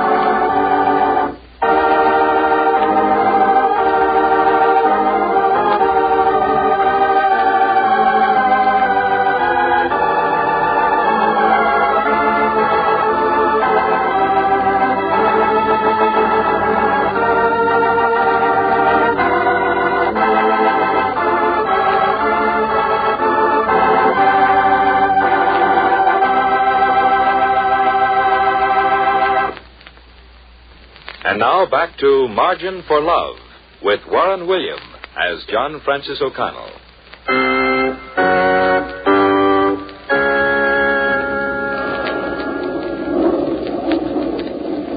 What time is it, Ward? It's 11:30, Tim. I see you got your hair cut. My last one. Oh, well. I never did like barbers anyway. Tim, I've been seeing a lot of you lately. Only wish the jury had believed your story about that dame running away. Well, you can't blame them, Warden. After all, I did have a gun. There were 7 shots fired, and they found me right on the spot. Who could believe that I didn't do it? Especially when I was waiting for him. Yes, that's the trouble with these open and shut cases. Sometimes they're too open to suit me. There's not much that can be done about it now, Warden. No, I guess not, Tim. Anything I can get you. No, thanks, Warden. Father McNamara will be here in a few minutes. You'll see him, won't you? Oh, of course. I've got a lot to get off my chest. Not much time to do it in.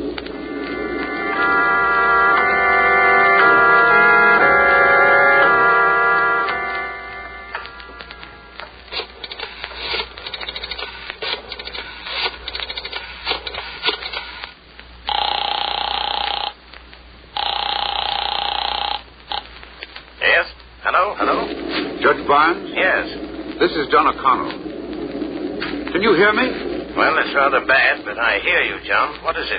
Judge Barnes, the murderer of Tom Miller just confessed, made a deathbed statement at the 68th Street Emergency Hospital. Confessed, you mean? Yes, Judge, in black and white. I've been trying to reach the lawyer who handles the defense, but he's out of the city, so I've got to act for him. There's only 30 minutes left. Call the governor. Call the prison. Tell them that I'm issuing a stay of execution. You call them, I'll make out the papers. Tell the governor I'll send them down by special messenger.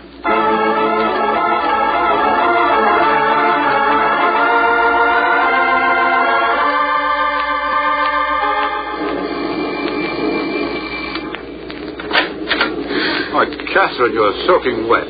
Here, get over in front of the fire. I'll tell you what's happened. Oh, John, don't waste a moment until we're sure. I won't. Judge Barnes has issued a stay of execution on Gloria Dever's confession. I've got to call the governor and the prison officials to advise them of what happened.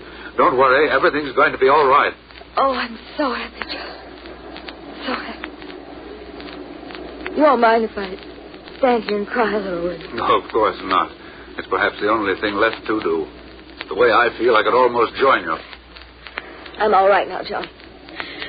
Go ahead and reach the governor. There's only 20 minutes.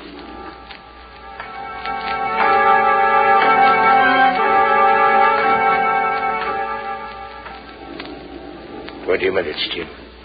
Father Mac help you? I'm as ready now as I ever can be, Warden. Don't care much about these slits in my pants legs, though. Why can't they send a guy off in his Sunday suit? Prison regulations, I guess. Somebody started this barbarity centuries ago. And for all our learning and progress, we haven't changed much for the better, have we? Guess it doesn't make much difference.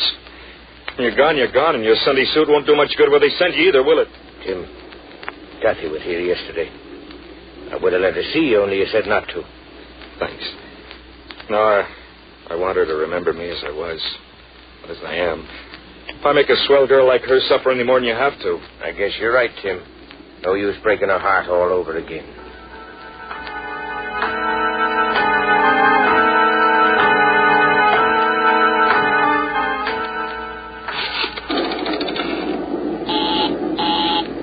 Busy, sir.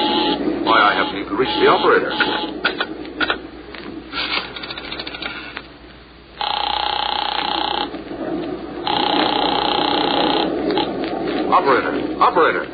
Operator. Number, please. Operator, listen to me.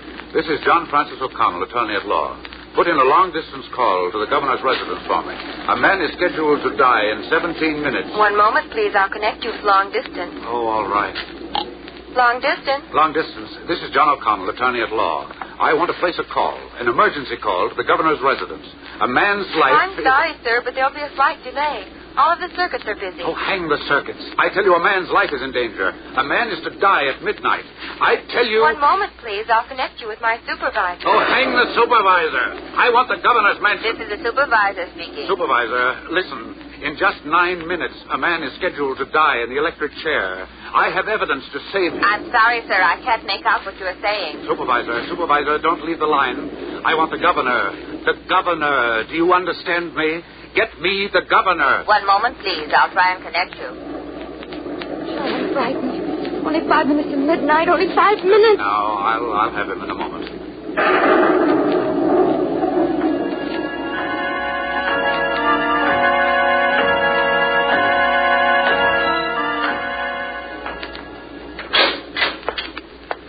It's time to go, Tim. Well, I'd like a last cigarette. Got a match, Warden? Sure, I have. Thanks, Warden. Will you please wear these slippers? Rules, you know. Sure, Warden. Why not? Tim, I want to shake your hand. I think you're a fine man. Maybe you did kill Tom Miller. Well, maybe he deserved it. Thanks. Well, here we start on that last mile. Ave Maria, gracia plena Dominus tecum.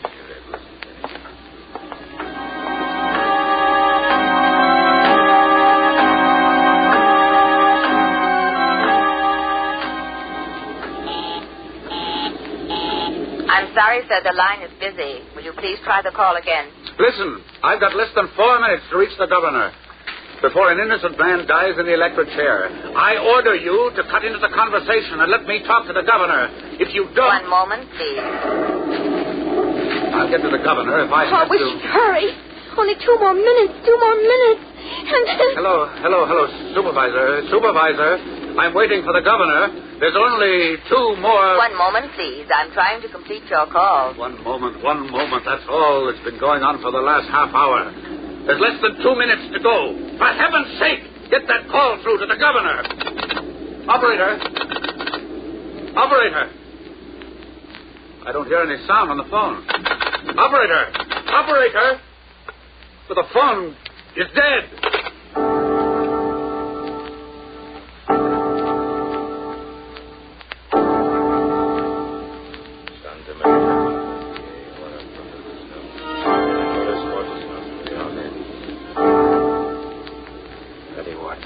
Ready? Throw the switch.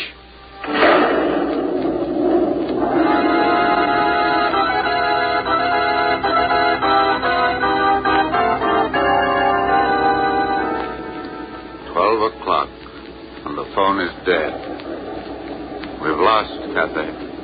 We've lost.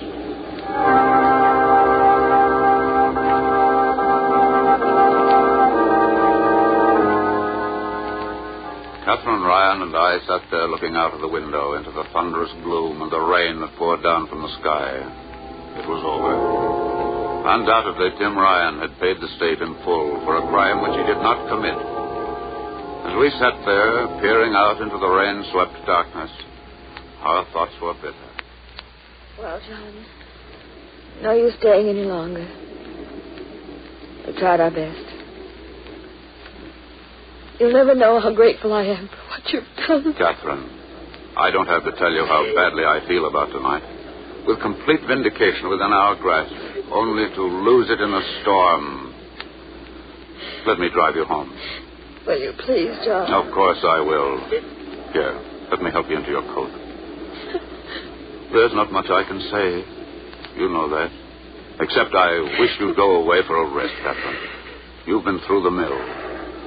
You deserve more, but... Thank you, John. I'll stay home for a few days until after I've buried him. And then... well, maybe rest would be... Well, she's finally got through to the governor, I suppose. We're going to declare a national holiday. Excuse me, please. Yes? Mr. O'Connell, this is the supervisor speaking. I'm sorry, but electrical disturbances prevented me from reaching the governor's residence. Yes, I know. It's too bad. Shall I try again in the morning, sir? In the morning? No. Never mind. Good night, miss.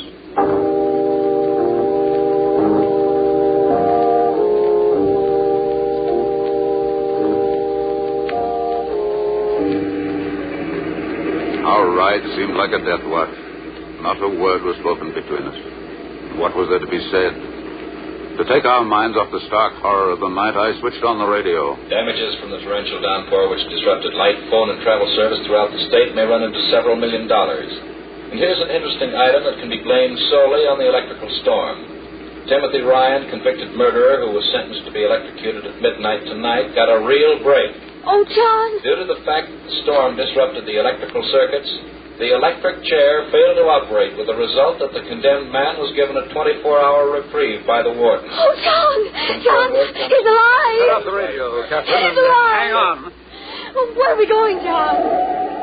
Right back to the apartment. This time we're going to reach the governor. Oh, don't look now, John, but I think we're being followed by a cop. By a cop? Let him come. When he hears what we've got to tell him, he'll lead the way.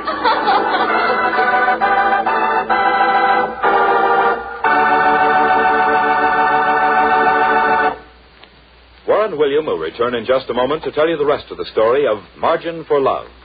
But first...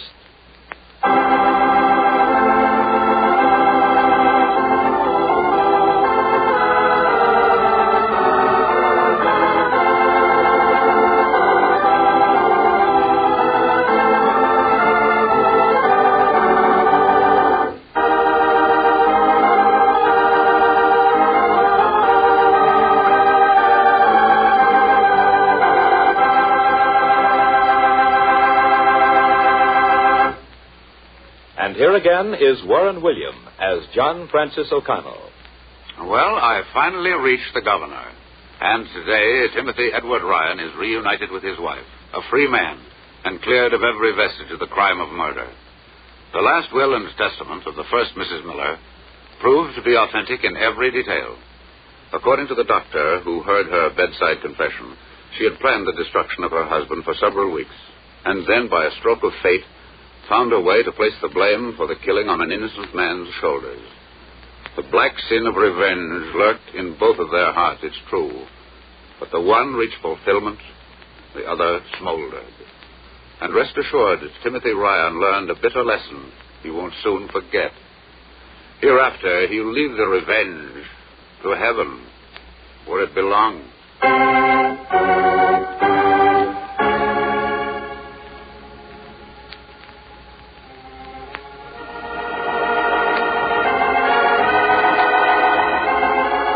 Next week, I'm going to tell you a story about love and intrigue in Monte Carlo. A handsome young American composer wanted to meet a very charming and lovely girl, and I arranged it.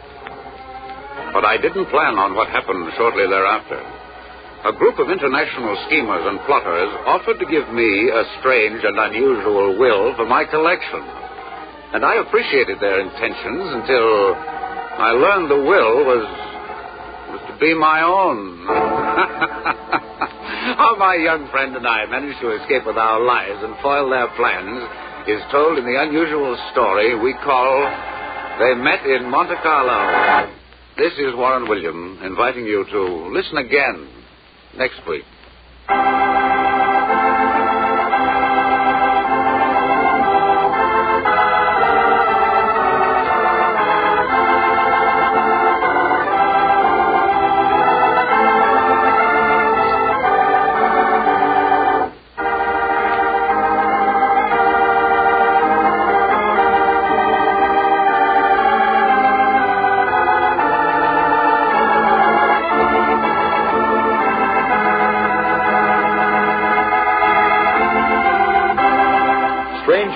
Is written by Ken Crepine and directed by Robert Webster Light.